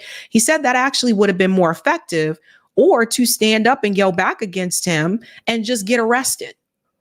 And our politicians aren't willing to do that. And that's because a lot of them don't come from an activism background. That's just a reality.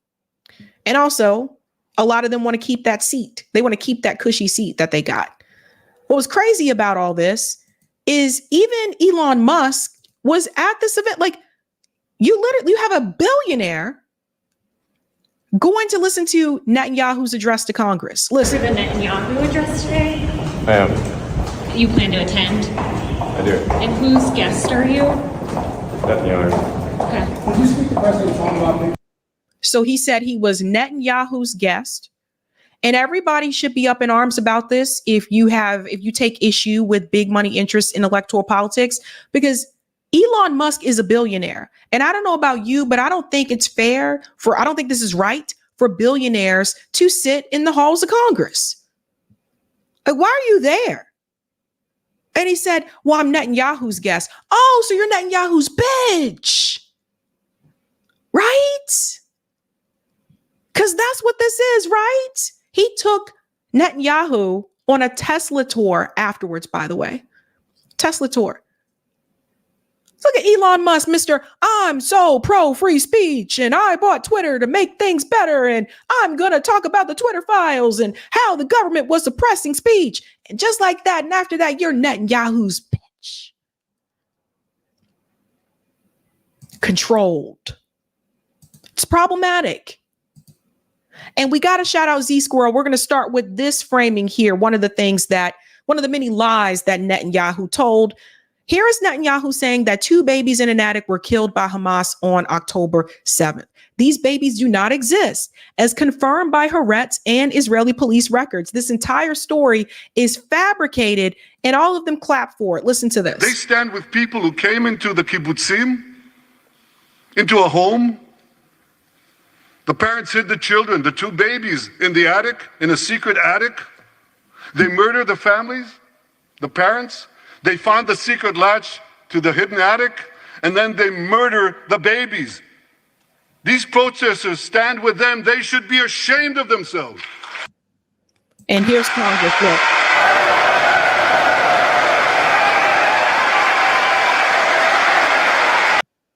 So listen to this.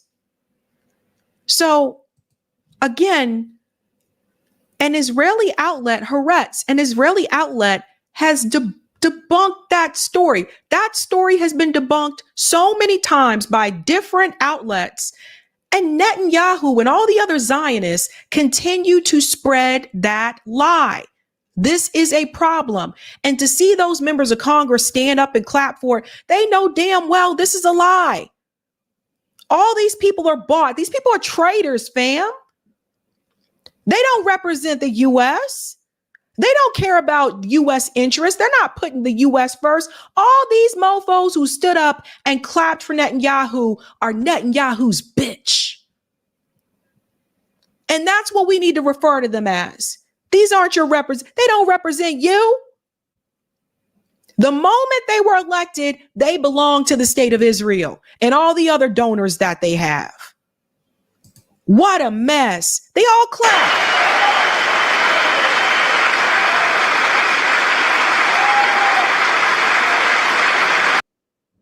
What was interesting is that this is Hakeem Jeffries right here. Hakeem didn't stand up and clap for that one. So that was interesting, ladies and gentlemen. Here's another one. Netanyahu claims Israel killed no civilians. We all know this is a blatant lie. He just stands there and lies and lies. Listen. The ICC prosecutor accuses Israel of deliberately targeting civilians. What in God's green earth is he talking about?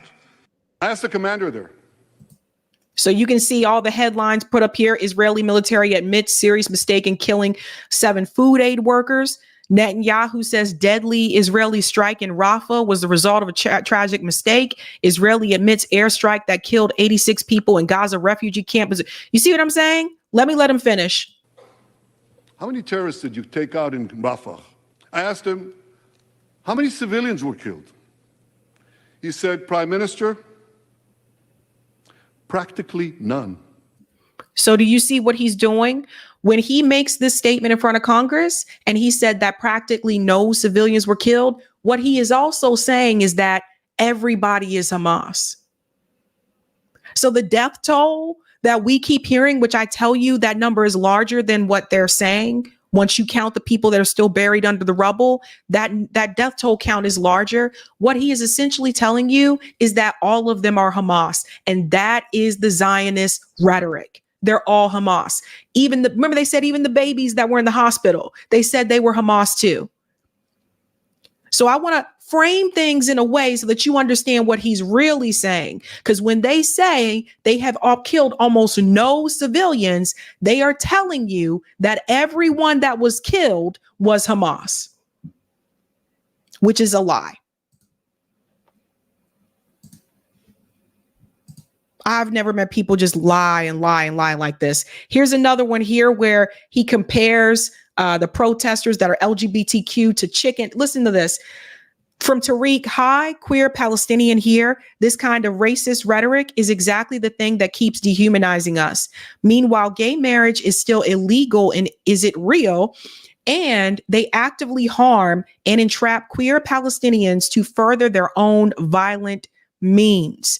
As a queer person fighting for liberation, I fight for the liberation of all people. And yes, a lot of devout religious Muslims are homophobic, but newsflash, so are a lot of devout Christians and folks of other religions. Now we're going to get to this speech here, and I want you to think about this for a second too. This is something that people, particularly those that are Christian Zionists, they like to leave this out.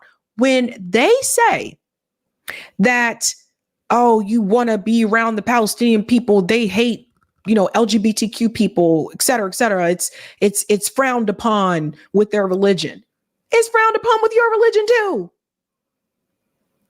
And nobody calls this out. And I've seen this numerous interviews, whether it's politicians, Christian politicians, or talk show hosts. They pretend like Islam is the only one that frowns upon that. Christianity frowns upon it too. And it just baffles my mind. Like people pretend like, this statement here. Absolutely amazing. Some of these protesters hold up signs proclaiming gays for Gaza. They might as well hold up signs saying chickens for KFC. Absolutely amazing. Some of these protesters hold up signs proclaiming gays for Gaza. They might as well hold up signs saying chickens for KFC.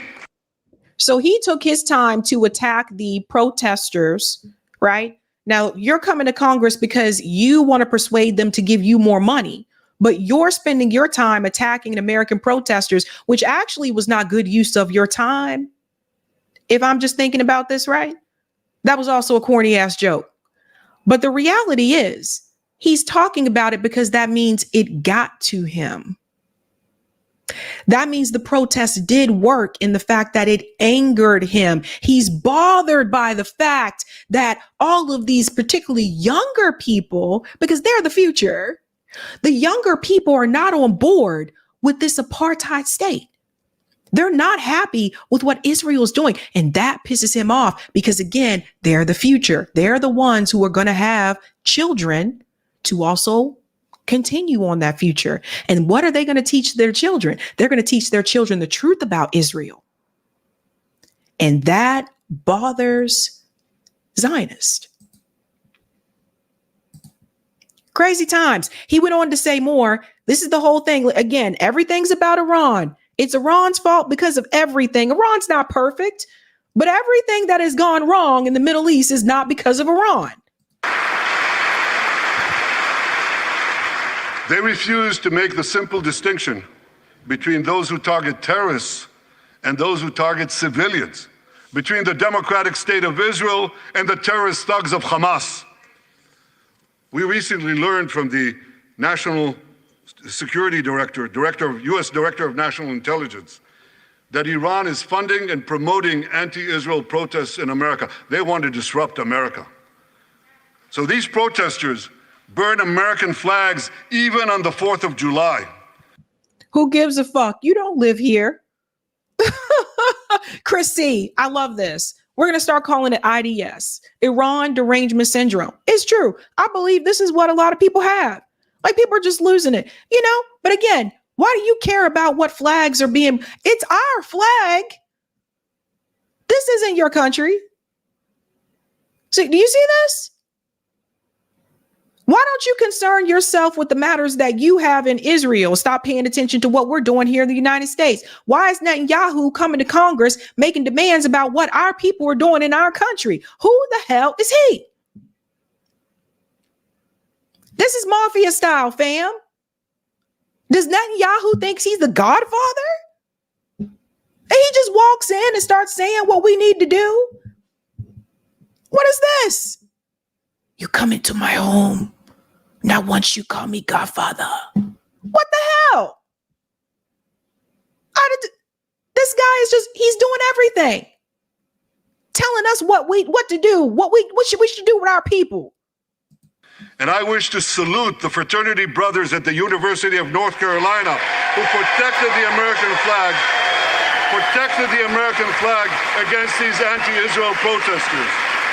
The fraternity brothers of the University of North Carolina, the ones that were making the racist remarks towards the Black woman. That's who he wants to congratulate. I don't know how much more clear I can make it for people. The supremacy is all there. It's all out in the open. That's who we congratulate. Oh, and by the way, for people who say, oh, well, Netanyahu, was there when Obama was president. Yeah, and he went right over Obama's head. When Obama was president, Netanyahu went right over his head. He had no respect for Barack Obama. So that's the other thing. The way that he talks about Palestinian people, don't get it twisted. He look at us and see the same. Those of us who are Black, he look at us and see the same thing, boo. If he feel that way about the Palestinian people, calling them animals and all that kind of shit, what do you think he feel about Black people?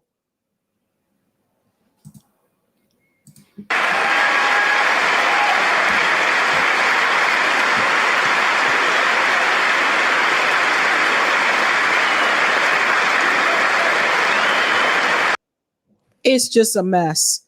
It's a mess. There's another one I want to show you as well, because it just shows you how our government has sold out. Look at how many times he used the word Iran. Again, this is to take the pressure off of Israel. Let's take the heat off of Israel and get you to pay attention to another country. That's what he's doing. Watch. Iran's axis of terror. Iran is funding the anti-Israel protests. Iran is funding and promoting anti-Israel protests. Iran's maniacal plans. Iran's regime, but Iran understands. Iran's terrorist proxies of Iran's proxy Hezbollah. So when Israel fights Hamas, we're fighting Iran. When we fight Hezbollah, we're fighting Iran. We're fighting Iran. And when we fight Iran, Iranian proxy, the Houthis, prevent Iran to Iran's axis of terror. Iranian threat, Iran against us. To confronting Iran's aggression, Iran is virtually behind all the terrorism, all the turmoil, all the chaos, all the killing.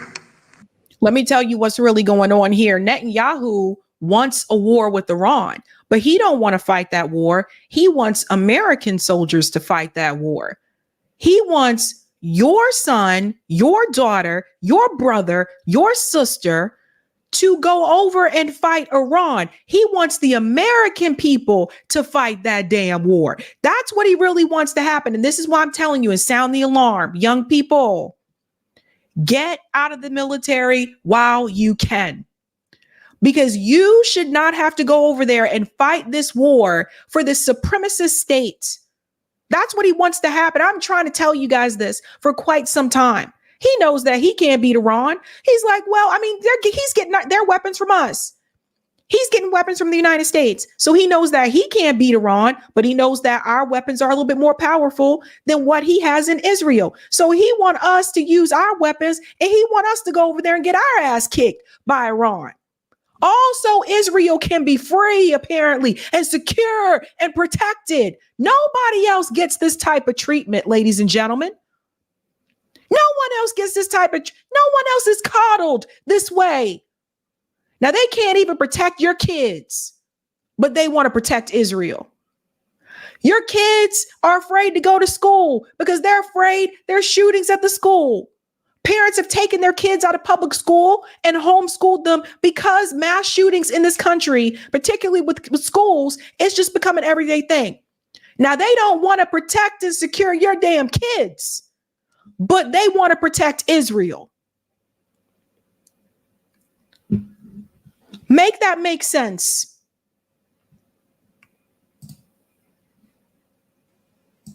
So a lot of these people about America First was not really about America First. Now, Rashida Tlaib, she did a 10.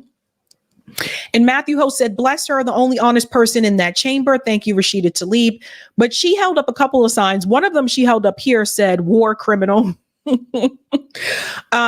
And this is what Max Blumenthal was saying. He was saying that instead of all of those congressmen and women that decided just to skip it, he said it would have been better for them to show up anyway and protest and denounce Netanyahu regardless and just get arrested. Hell, they'd be out the same night. You know?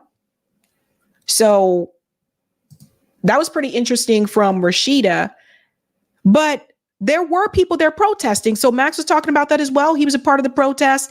One of the protests that happens is that there was a liberation party outside of the Watergate Hotel, which is where Netanyahu apparently was staying. So check this out. Give a big props to Chuck Modi, you guys. Chuck Modi was on the ground for a lot of this. And so follow him on Twitter if you can. He's covered. He has a lot of videos. Watch this.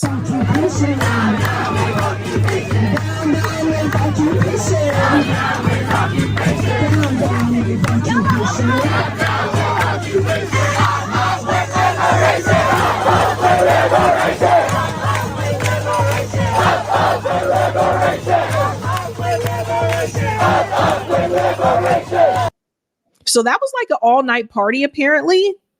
Eric, we can go to part 2 for type VNC. Thanks. That was like an all-night party, apparently, where they were just trying to make as much noise as possible, I guess, to keep him awake and avoid him having a good night's sleep. That's also probably why he was pretty pissed off at the protesters when he arrived. When he arrived to Congress. So it's really interesting. So I think I have another one here. Yes, Union Square. So this should be interesting. So the protests weren't just outside of Congress, obviously. There were also protests at Union Station, and Max was talking about this one as well. So I guess this is supposed to be BB's head.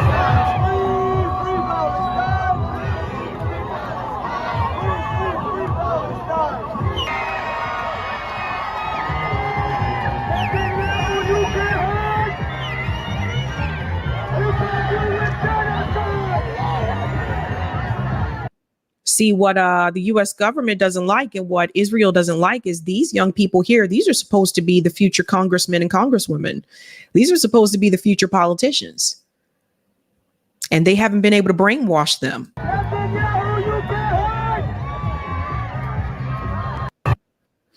I got to admit, that was epic. I'm not going to lie. That was pretty epic. And of course, the big controversy from the protests was the flag burning, right?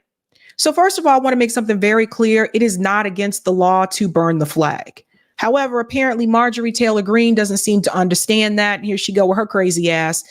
I strongly support these people getting thrown in prison for burning our flag. Do you? Okay, so again, this is not a crime. But Marjorie Taylor Greene wants them to go to prison.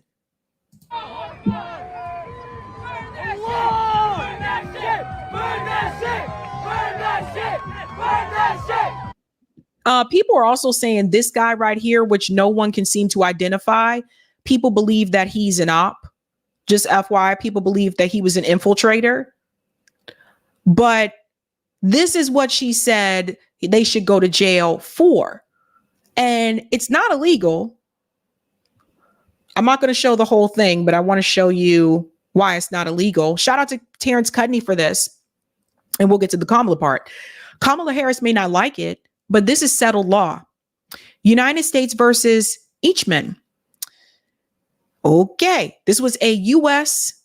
Supreme Court case that by a 5-4 decision invalidated a federal law against flag desecration as a violation of free speech under the First Amendment. So people need to see this.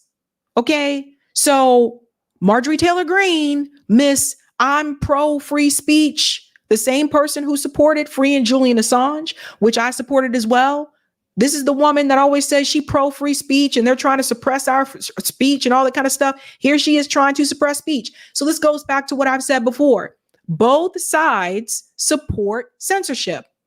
Democrats and Republicans, they support censorship around different issues, but they both support it.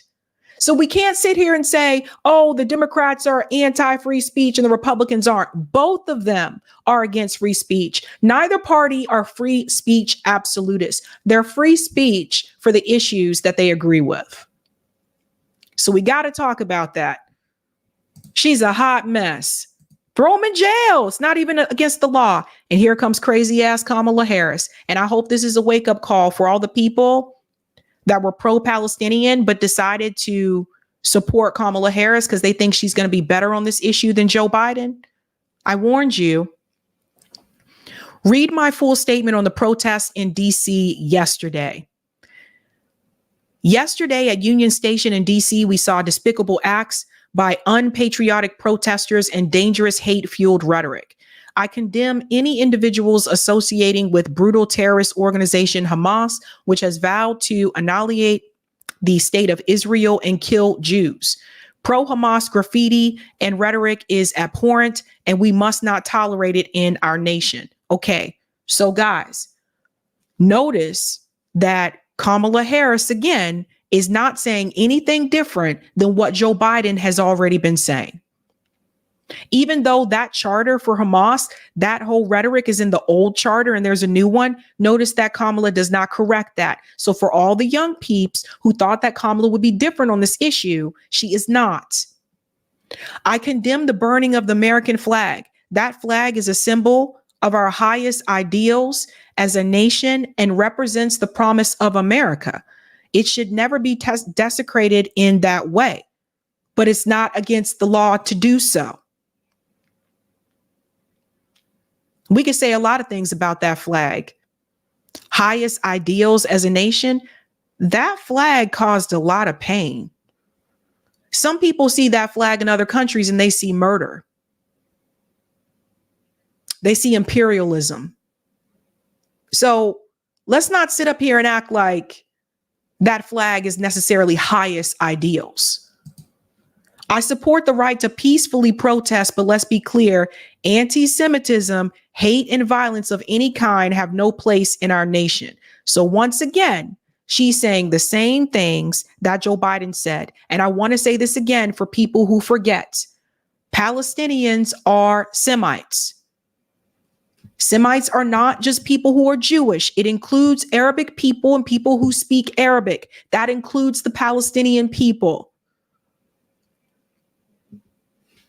So that tells you something there about Kamala Harris. She's pro-Israel.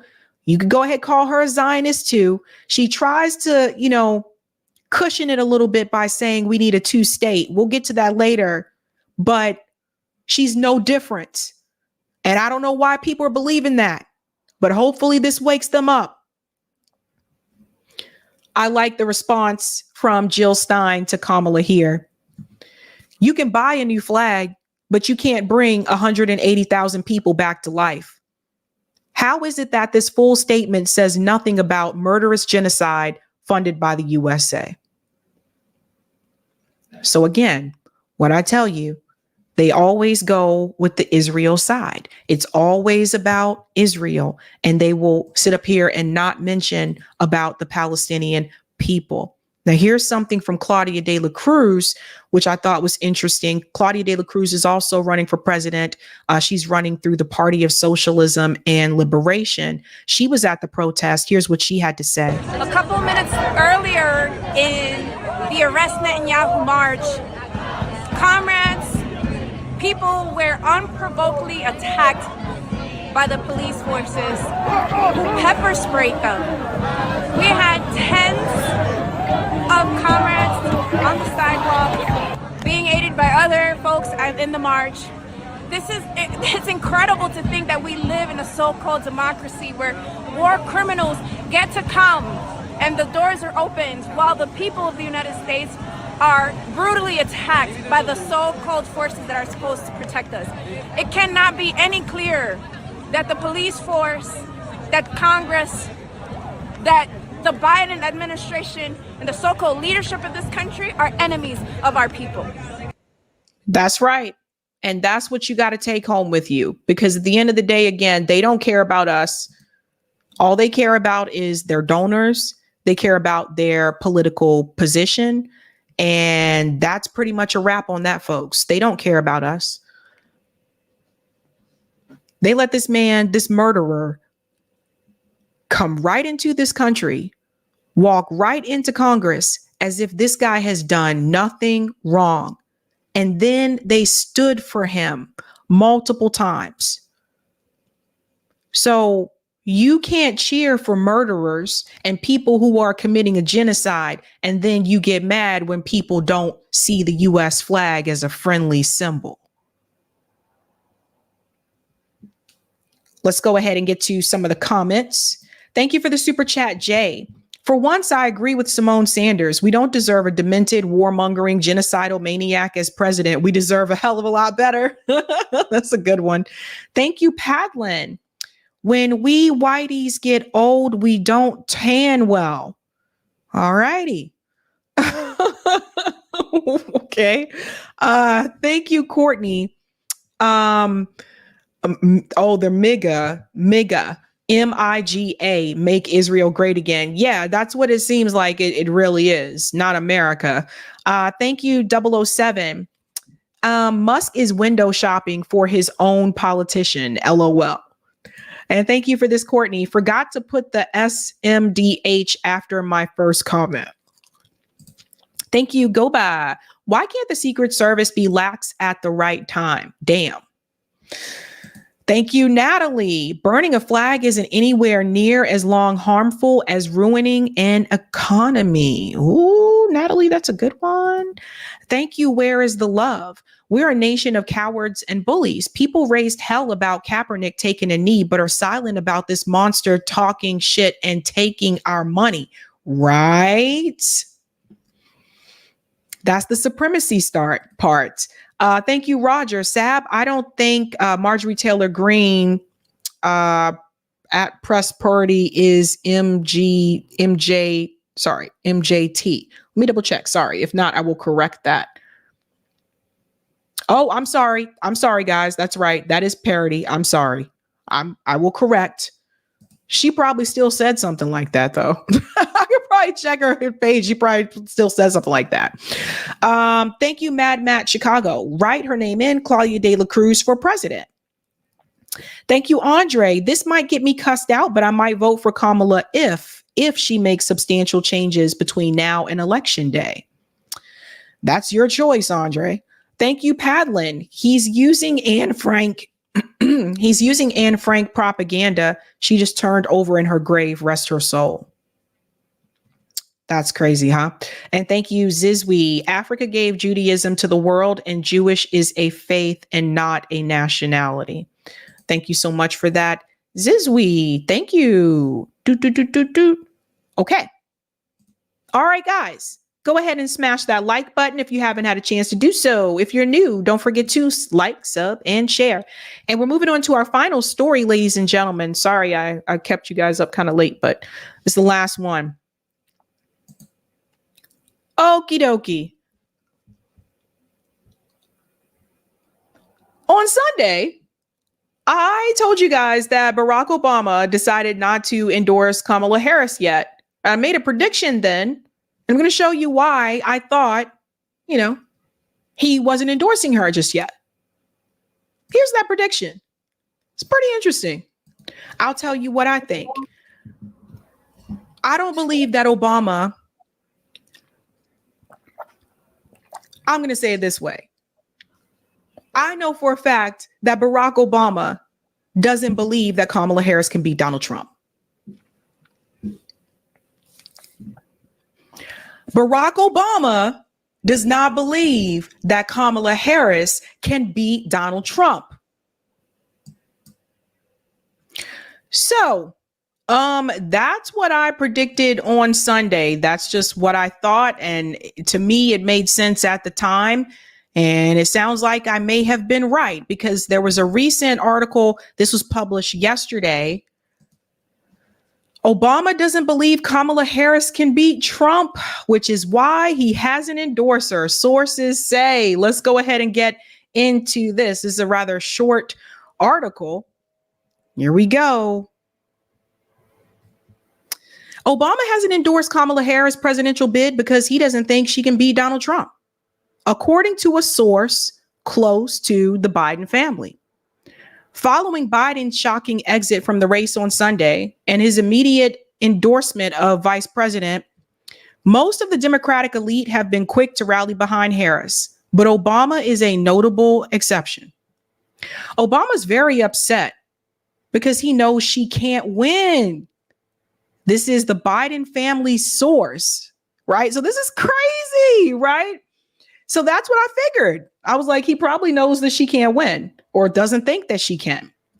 So it goes on to say here, Obama knows she's just incompetent. The border czar who never visited the border, saying that all migrants should have health insurance.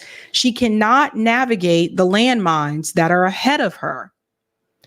When you are running for president, there are things you can and cannot say. Let me go ahead and get into this part here. But the source doesn't have high hopes for a TV debate between Trump and Harris either. So it goes on to this. When Biden was still in the race, a second debate was scheduled for September 10th. Wait until the debate. She can't debate. She's going to put her foot in her mouth about Israel, Palestine, Ukraine. She's going to say something really stupid. The source said, this is wild, fam. Obama knew this was going to happen.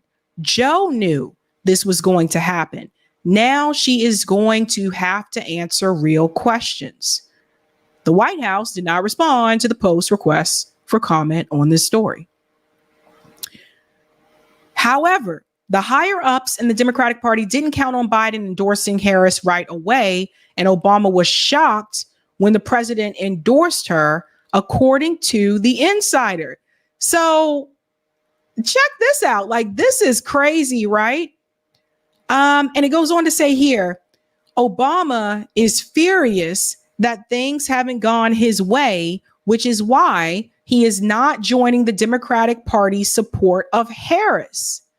Another well-placed Democratic source said, Obama being surprised by a smart political decision actually makes sense when coupled with his personal inability to see politics beyond his singular immediate interests. Obama always thinks he is the smartest and coolest guy in the room. He's friends with George Clooney after all. So I told you, I thought like he was behind that whole George Clooney thing as well.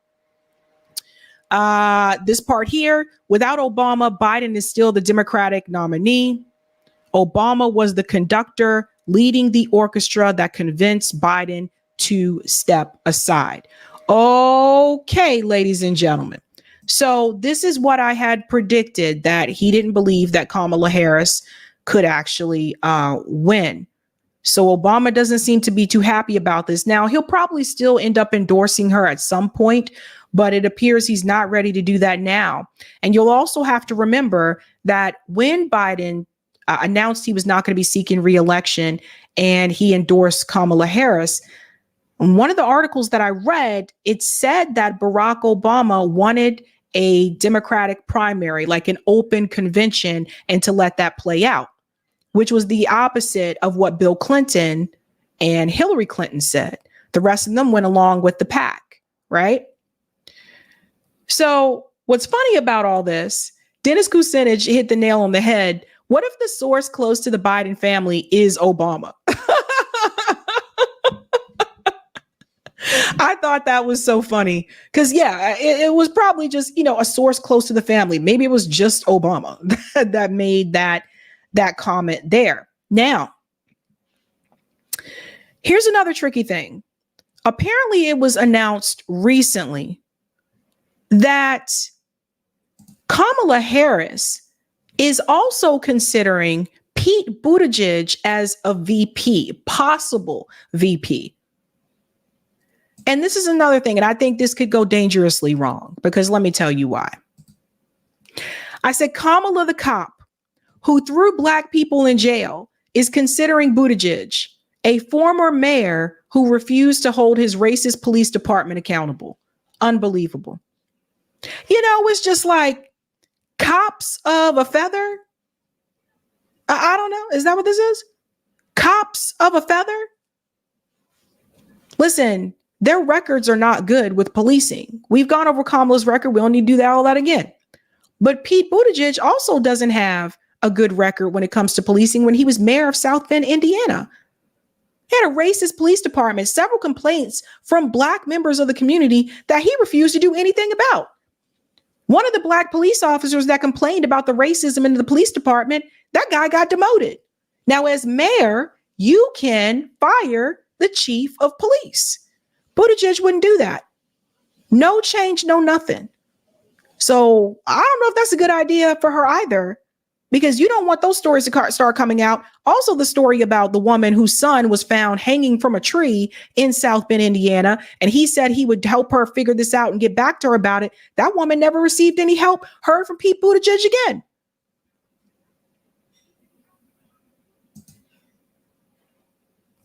Just don't think. Might not be the best idea. So who is Kamala Harris' base? People are wondering, who are her supporters? Well, when it comes to the Black community, I would say a big part of that is going to be the boule, right? Just like she spoke here at Zeta Phi Beta event, this is going to be a big part of her base with the Black community. It is going to be Black people that tend to be a little bit more affluent, those that are a part of the Black boule. So the sorors and all that jazz, and you can see them all stand up for her here. To be elected Vice President of the United States, Kamala Harris.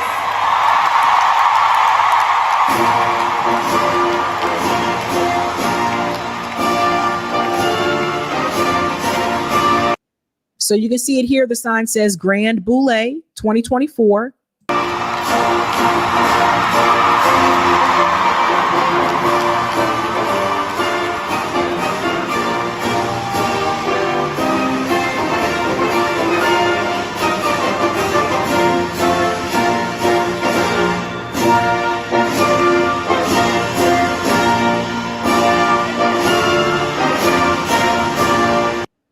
So yeah, it's going to be a lot, this type of crowd, right? So again, she was an AKA is a sorority. She was a part of that. So she is known in the Greek community, right? So that's going to be Black women, I think, is going to be a big part of her base for the Black community, particularly those that were a part of the Greek organizations, that were part of Greek life. I do not see her appealing to, and I said this about Biden too, I do not see her appealing to Black people that are lower income.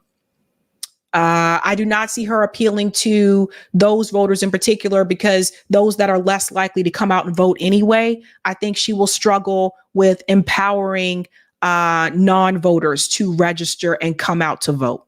So I don't think she'd appeals. And this is, again, I have my family's from Baltimore, some of them still are there. And so I'm just telling you, if you talk to people that are particularly in the lower income Black communities, for the most part, they're not really trying to come out and vote for Kamala Harris.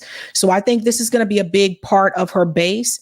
I also think that she's going to be able to pick up, I think white suburban women are also going to support Kamala Harris. I think that's a big part of the base that she has. Again, I'm saying people, I think a little bit more affluent, right? So she appeals to that type of crowd. And then that being said, though, we're going to get into the support that she has from African Americans right now, because I think one of the things that's going to continue to play out, and we'll have to see, November is not that far away, is the economic situation. And you're about to hear about that right now. Now, we know she's not president at the time when, inflation started and all that. We understand she was the vice president. People get that. But the reality is, if the economic situation does not improve before November, I think some people are just not going to vote for her because of the economic situation, because they see the Democrats as a problem, including these two women here. Now, yes, they're on Fox News, so always take that into consideration. But apparently these two women that appear here apparently were previously Democrats. Check this out. Democrats who, within the last few years, have left their old party and are now voting for Trump. Latina Brown and Madeline Brame. Madeline, good to see you. We'll start with you. She's been vice president for almost 4 years. Yeah. Obama was president for 8 years as a black man. So is playing the race card here really a smart strategy? Oh, and by the way, you guys know she's an actress too. Like this woman here, she's an actress. Laura Ingraham is an actress. But listen to what they say.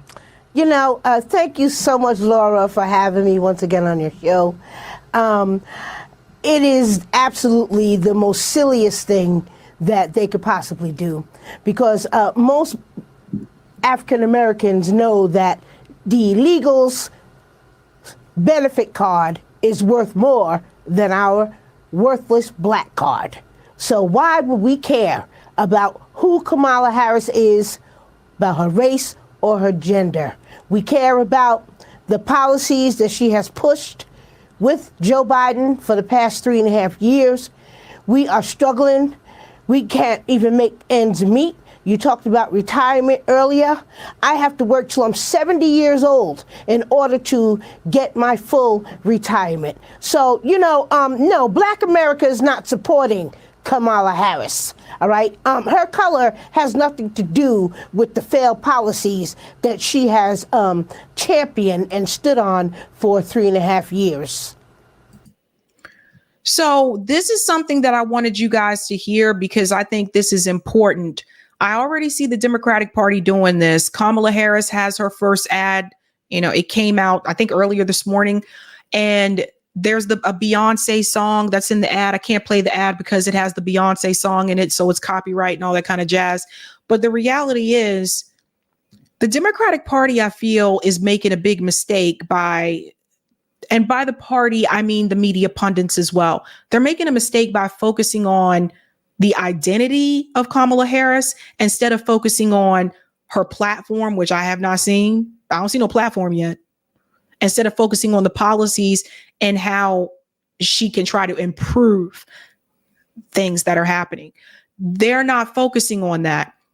Every time I turn on the TV, it's MSNBC, CNN talking about, oh, she could be the first Black South Asian woman president.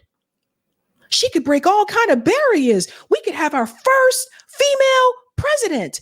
And they're focusing on that. I've also seen Republican media pundits also focusing on the identity, which I think is a mistake across the board. I'm seeing them say, oh, she's a DEI hire and da-da-da. I think that's going to backfire for both parties. Because when you're focusing on the identity, that means people are not focusing enough on her policies and the way that she acted as a prosecutor, her record. I think that should be front and center.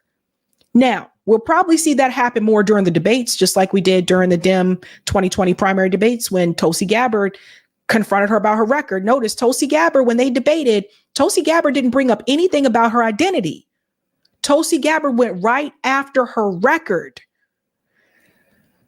So I'm saying this because I'm not voting for the Democratic Party or the Republican Party. If you're new, this is a post-duopoly show. So I will be supporting third-party candidates. That is my thing. You do whatever you want. But I'm saying this because I'm starting to see repeats of Hillary Clinton's 2016 run. I've already seen the pictures on social media of Kamala Harris and the phrase, "I'm with her." Here we go with "I'm with her" again. I'm hearing the same rhetoric. First woman, first this, first that.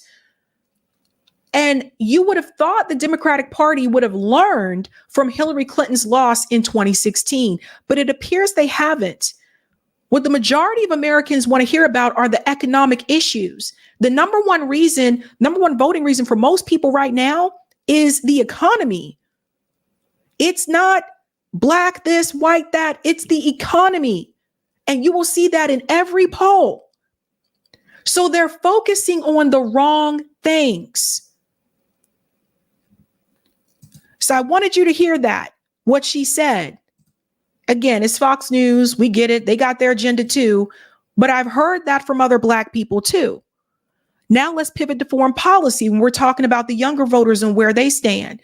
Well, I just want to let you know, she gave a speech right before I went live, and I want you to hear what she said about Netanyahu and Israel and where she stands, because I want people to understand Kamala Harris's policy when it comes to Israel is just Biden's policy recycled.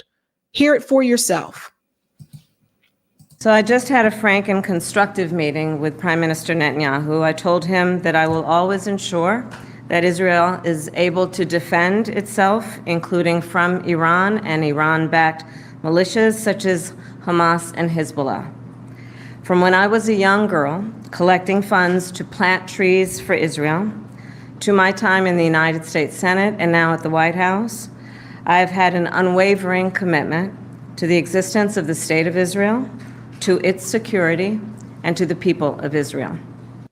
So does everybody see a big problem here? The unwavering commitment, that same thing that Biden says and all the other politicians are saying, unwavering for Israel. So do you see, I was collecting money to plant trees in Israel. You guys understand this? Now, Kamala Harris isn't willing to even present a Black agenda. So she wants to use the "I'm Black" card when it benefits her. But I remember when she was elected to Senate, I remember she said, they were like, "Oh, you're a Black American." She said, "I'm an American." She wasn't a Black woman then, she was an American. But now, because she's running for president, now all of a sudden she's a Black American, Black woman. So this is a problem. Let's continue. I've said it many times, but it bears repeating. Israel has a right to defend itself, and how it does so matters. Hamas is a brutal terrorist organization. On October 7, Hamas triggered this war when it massacred 1,200 innocent people, including 44 Americans. This is the same speech that Joe Biden has said this exact same thing. You guys are not getting anything different when it comes to Israel with Kamala Harris. Hamas has committed horrific acts of sexual violence and took 250 hostages. She is still repeating the lie about the SA assaults on October 7th, which has been debunked multiple times. There are American citizens who remain captive in Gaza. Sagi Deko Hen, Hirsch Goldberg, Poland, Idan Alexander, Keith Siegel, Omer Nutra, and the remains of American citizens Judy Weinstein, Gad Haggai, and Itai Hen are still being held in Gaza. I have met with the families of these American hostages multiple times now, and I've told them each time they are not alone, and I stand with them. And President Biden and I are working every day to bring them home. I also expressed with the Prime Minister my serious concern about the scale of human suffering in Gaza, including the death of far too many innocent civilians. And I made clear my serious concern. Pause. Now, Kamala Harris gave this speech was released today, and she talked about the death of the civilians, too many civilians. But I showed you earlier the speech that Netanyahu gave in Congress. He said they don't have any civilian casualties. So our government, they can't even keep the lies straight.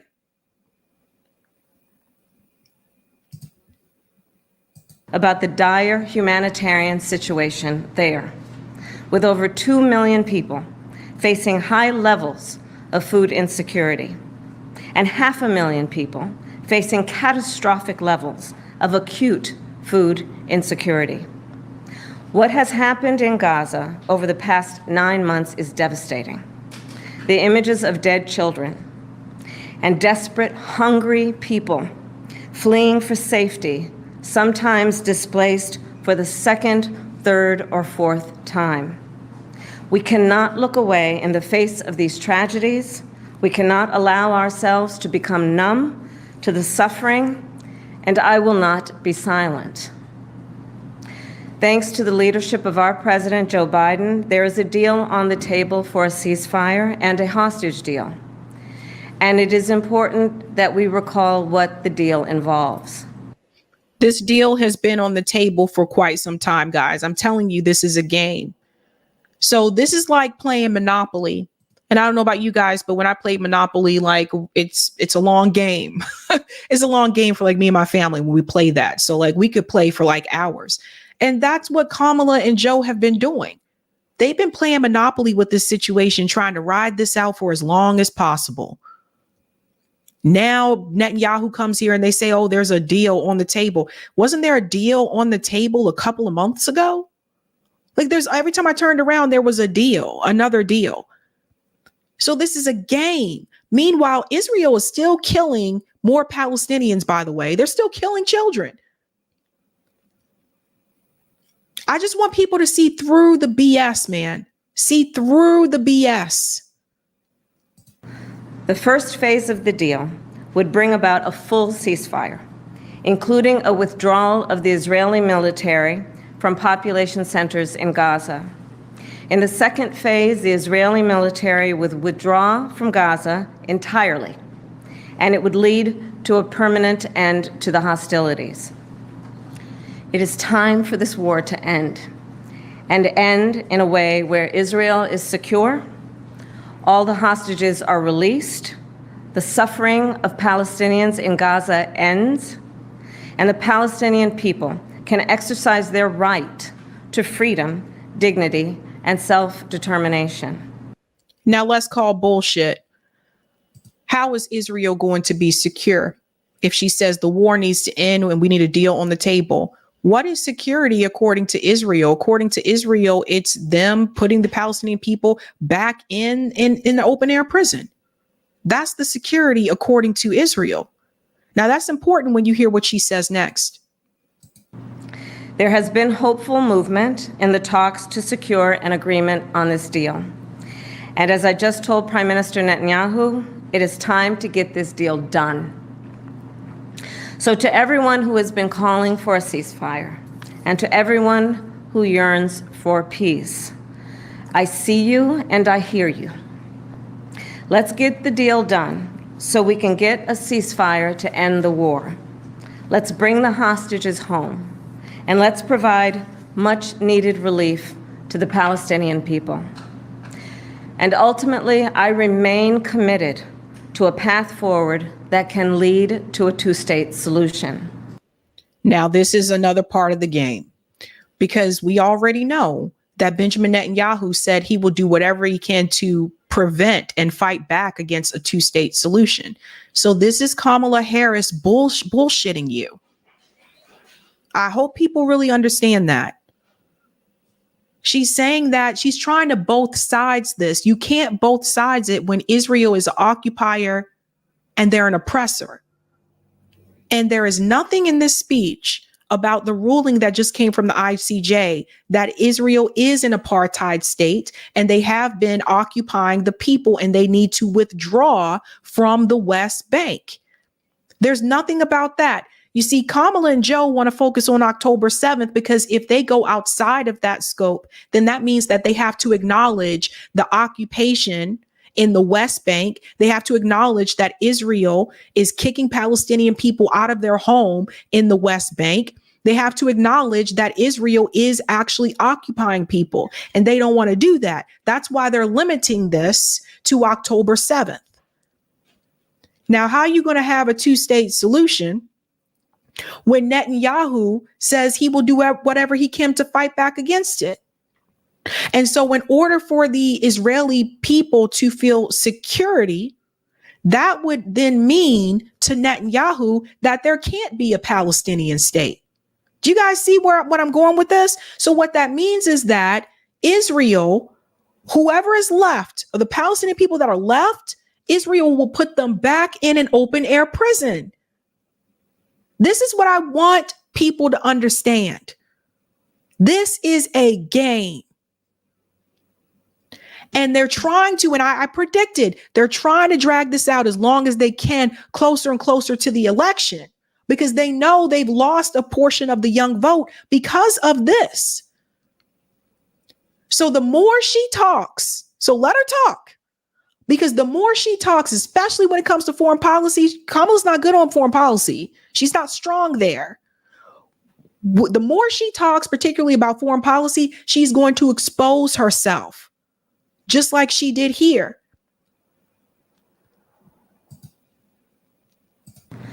And I know right now it is hard to conceive of that prospect, but a two-state solution is the only path that ensures Israel remains a secure Jewish and democratic state, and one that ensures Palestinians can finally realize the freedom, security, and prosperity that they rightly deserve.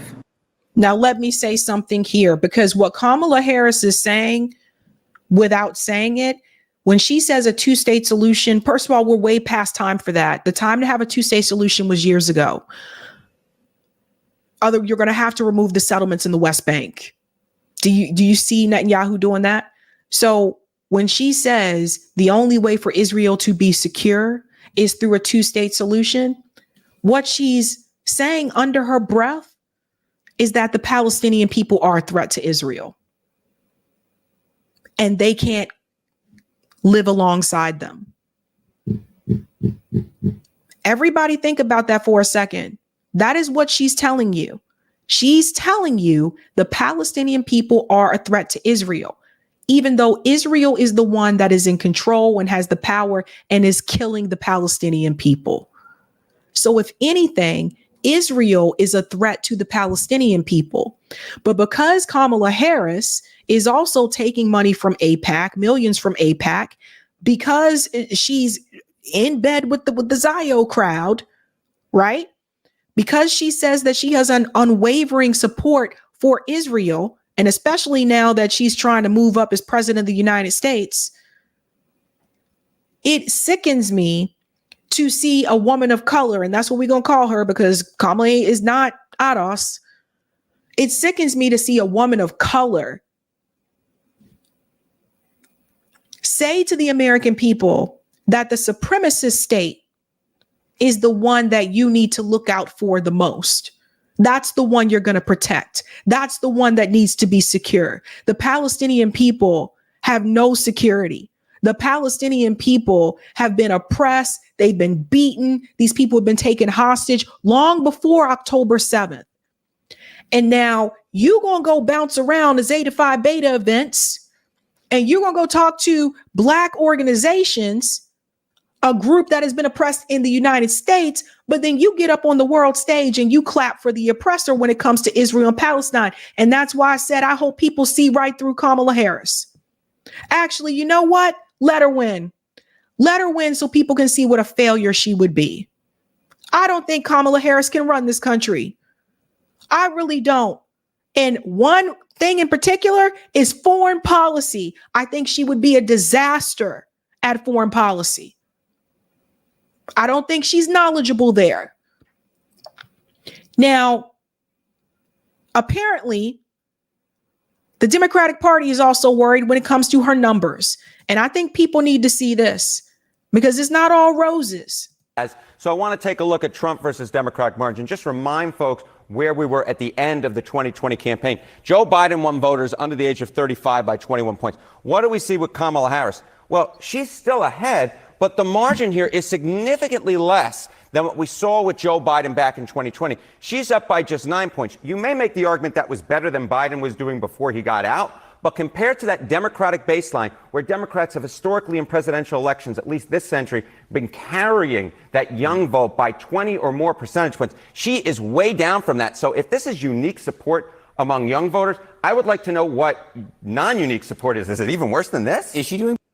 Pause. So everybody see this? In 2020, Biden had plus 21 with voters under 35. This is recent, by the way. Kamala Harris has plus 9, which is still good because it's good compared to what Biden has now, right? But you can still see the difference where younger voters dropped off from 2020. And again, like I told you, a lot of that has to deal with Gaza and the economy. I mean, these kids are struggling out here. So this is what I was trying to tell you guys. Remember, Joe Biden got a significant amount of support from younger voters in 2020, more than was expected. So that really did help him in some of the swing states too, like Georgia. Kamala Harris has plus 9. Now, this could change, but still, they're worried about that. Better than Biden was, though? She was doing slightly better. Maybe Biden was up by, like 6 on average or 5. This is maybe slightly better, but this is not game-changing stuff, Mr. Berman. All right, what have we seen in terms of motivation? Yeah, so, the other thing is we talk about vote choice, right? But let's also talk about motivation, right? Because it's not just who you would support, it's whether or not you'd come out to the polls. And this, I think, is rather interesting. Do Democrats say they're more motivated to turn out after Biden left the race? Well, we do see a significant portion of Democrats who say yes, 39%. The thing I was interested in was it disproportionately younger voters who said that they were more likely to turn out or more motivated to turn out. And what we see here is it's 42%. Not a big difference between 42 and 39%. So everybody see that? There's a slight increase, but not a larger increase, something that you would have expected. And so this idea, again, that the vice president has unique potential to dig in and get young voters to turn out, John, it's just not there in the numbers despite all the internet memes that are going around. At least not yet. And one of the issues has been, Harry, this trend, which I think you were among the first to point out. Young voters have changed or say they are changing in a relatively short period of time. Yeah, oftentimes it's difficult to go against the grain. Kamala Harris may be fighting uphill. So I want to look at party identification again. Voters under the age of 35. Go back to 2020. This is the Pew Research study. This is one of the best studies that we have. And look at that. 56% of young voters said that, in fact, they were Democrats. They identified as Democrat or lean Democratic. You look down at 2024, it's 49%. Look at the Republican jump from 39 to 49%. So when we say that Harris is doing worse than Biden, it's not that she's uniquely bad. It's rather she's fighting uphill. She's trying to fight against a wave that is going against the Democrats among young voters. And Harris may be unique in some ways. We're going to pause here for a second because I want to point out something that he's not mentioning.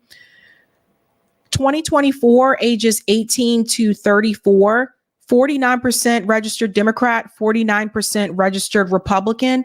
What this is showing you since 2020, people have moved around. So if 56% were registered as Democrat in 2020, that tells you that some of those people changed their registration. I know some people did change to independent. I'm a registered independent, but I know some people changed to independent, but some of them could have changed to Republican because the Republican Party had 39% in 2020 of younger voters. And now in 2024, they have 49%. So that tells you there's a divide there amongst the youth as well, 49% and 49%. And this is why I say this is really the time to push people to support third party and independent candidates. We need to make that normalized in this country. We need to get people out of this bubble and this mindset that you only can vote for one or two parties. Well, there's all these other people running. I don't understand that at all. Like other countries do this like nothing, like they don't even think about it. it just goes kind of like that. Even the UK has multiple parties that are viable. And I feel like that's something I would like to accomplish. I want third party and independent to become more viable here in this country and just to be normalized. That's what I want to happen. Maybe she does slightly better than the generic Democrat, but not all that much. Yeah, better, what John. this was shaping up to be a generational shift. The question is, was it just about Biden, or was it about his administration? We may find out soon. We may find out soon, but at this particular point, it doesn't look like Harris is going to be able to fight against the grain too much, Mr. Ariette, and thank you very much. So they're concerned about that. Gaza has a lot to do with it. I mean, hell, there was a whole damn song. Macklemore wrote a whole damn song. I mean, come on. Now, I want to show you something. 2 more polls, and then we're heading out, okay? I just want to remind everyone, because we go back to that video. Oh, hold on, let me see. I just want to make sure I got that right. Okay. How Hillary Clinton lost, because I'm starting to see some similarities. I'm just going to go right down here to the black vote, because the reality is the Democrat candidate, you can't win without the black vote, right? All right, so peep this, fam. Some 88% of African-American voters supported Clinton versus 8% for Donald Trump. That's as of very early Wednesday morning. So this was Clinton versus Donald Trump. 88% African-American voters supported Hillary Clinton. Right now, Kamala Harris is sitting in the 70s. Right now, she's in the 70s. That could increase as we get closer to November, but just FYI, right now she's sitting in the 70s. 8% of African Americans voted for Donald Trump. Right now, Donald Trump is sitting at 21% with African American voters. So he got a significant increase of support so far. We'll have to see if that holds until November. But the point that I want to make is this. Hillary received 88% of African American voters, and she still lost. Kamala's in the 70s. If that holds, that would mean that Kamala will have to get more white women to support her.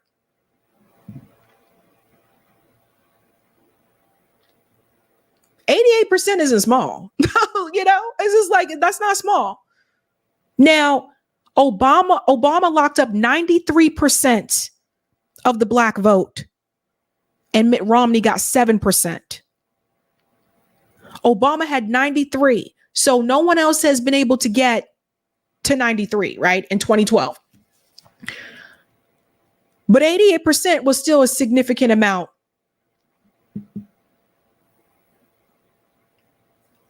And I don't know. Like, I'm just looking at the numbers, and now we got those swing state polls. And I think people need to see this too.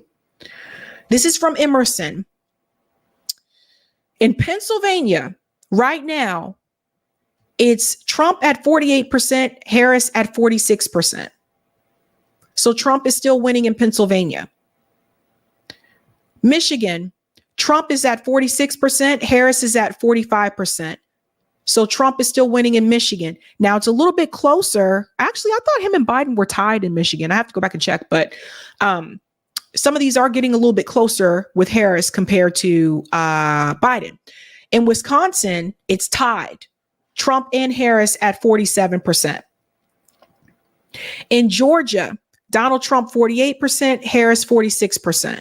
I told you guys before, I think Georgia will be red again, regardless of who they put up as Democratic candidate. A lot of that has to deal with issues with the border. And then Arizona, Trump has 49%, Harris has 44%. And I told you this as well. I predicted Arizona would go back red. They did not include Nevada. Maybe that's just not there just yet. But I also predict Nevada will be red again as well. The reason why I'm showing you the swing state polls is because ultimately in the end, that's what it comes down to. It comes down to the swing states.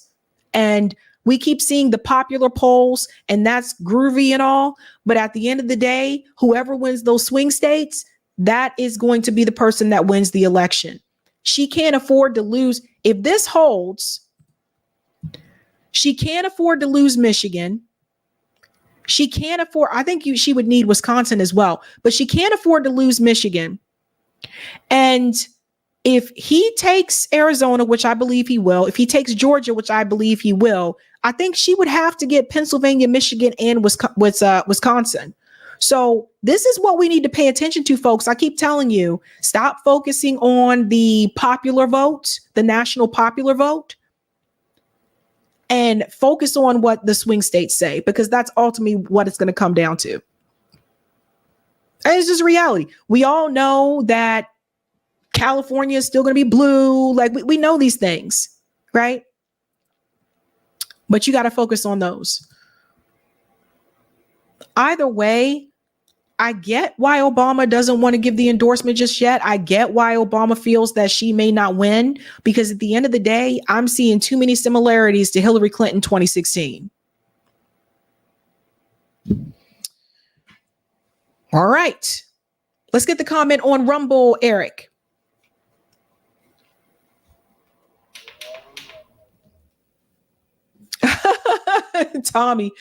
Tommy said, but the Greek winos love Kamala. Yeah, like she has like the Boule group. She has that group. Thank you for the super chat, Goo. Rumble Rant. Hey, Sabs, he mentioned about the hostage that escaped Hamas only to be killed. He left out IDF killed him while waving surrender with t-shirts showing unarmed, but killed because they thought he was Palestinian. I remember that. There were three of them, actually. Thank you for this as well. Shame on that hostage father to be there to show support for BB. All right, let's go to these comments here, folks. Thank you. Thank you, Buster Peak. They're going to replace Kamala last minute. Buster Peak. Thank you for this as well. In 2 weeks, she'll be polling worse than Biden was. We'll have to check on that, Buster Peak.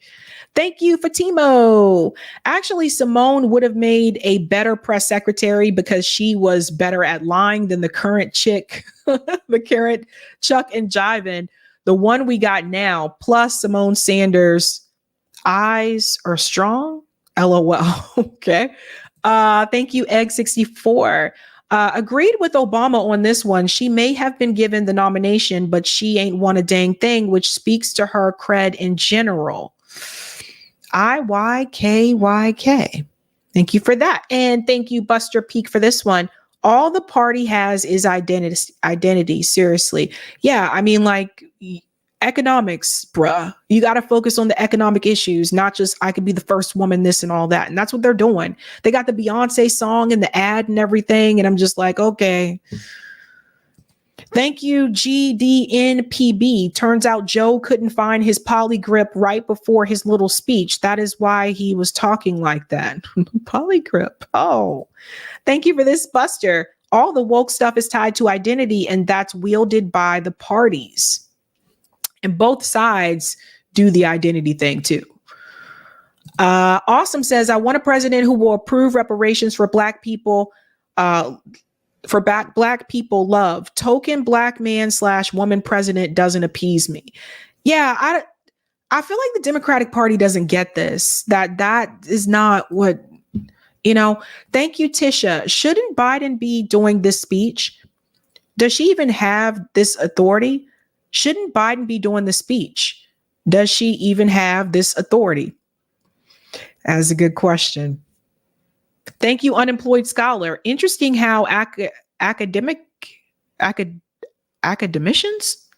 gatekeep Black identity from people in Indo-Pacific, but now that it's to the government's advantage, Kamala is granted Black status. No questions asked, even if she doesn't identify as Black.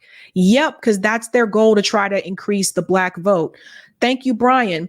My support for never voting for a corporate politician is unwavering. That is good news, Brian. Thank you, Zizweeb. The MIC runs America and the capitalist world, including NATO and Europe Axis. This is true. And thank you, Sparky. Love you, Sabby. You're the bestest girl ever. Oh, thank you. All right. Is that a Rumble rant, Eric? Thank you. Thanks, Sparky. Spoil BlackRock's plan, make Ukraine Russia again. Thank you for that. And thank you for this as well. Break it off in BlackRock, make Ukraine Russia again. Thank you for that. Based. And thank you, Luis. I have received close to 30 spam texts. Donate to Kamala, save democracy since Sunday. I blame Bernie for selling my info. Text all you want isn't going to help. Yeah. I hate those text messages. Like, dude, if I wanted to donate to you, I would. Like, stop spamming me. All right, guys, that is it for me tonight. I'll be back. Oh, tomorrow night, Friday evening, Caleb Maupin will be here. Speaking of Kamala Harris, apparently something has happened with a book that he wrote about Kamala Harris, apparently a while back. Now all of a sudden is being blocked. So Caleb Maupin will be here tomorrow night. Don't miss that. We'll also have news stories. And yeah. All right, guys, that is it for me. Have a good night. Keep up the fight.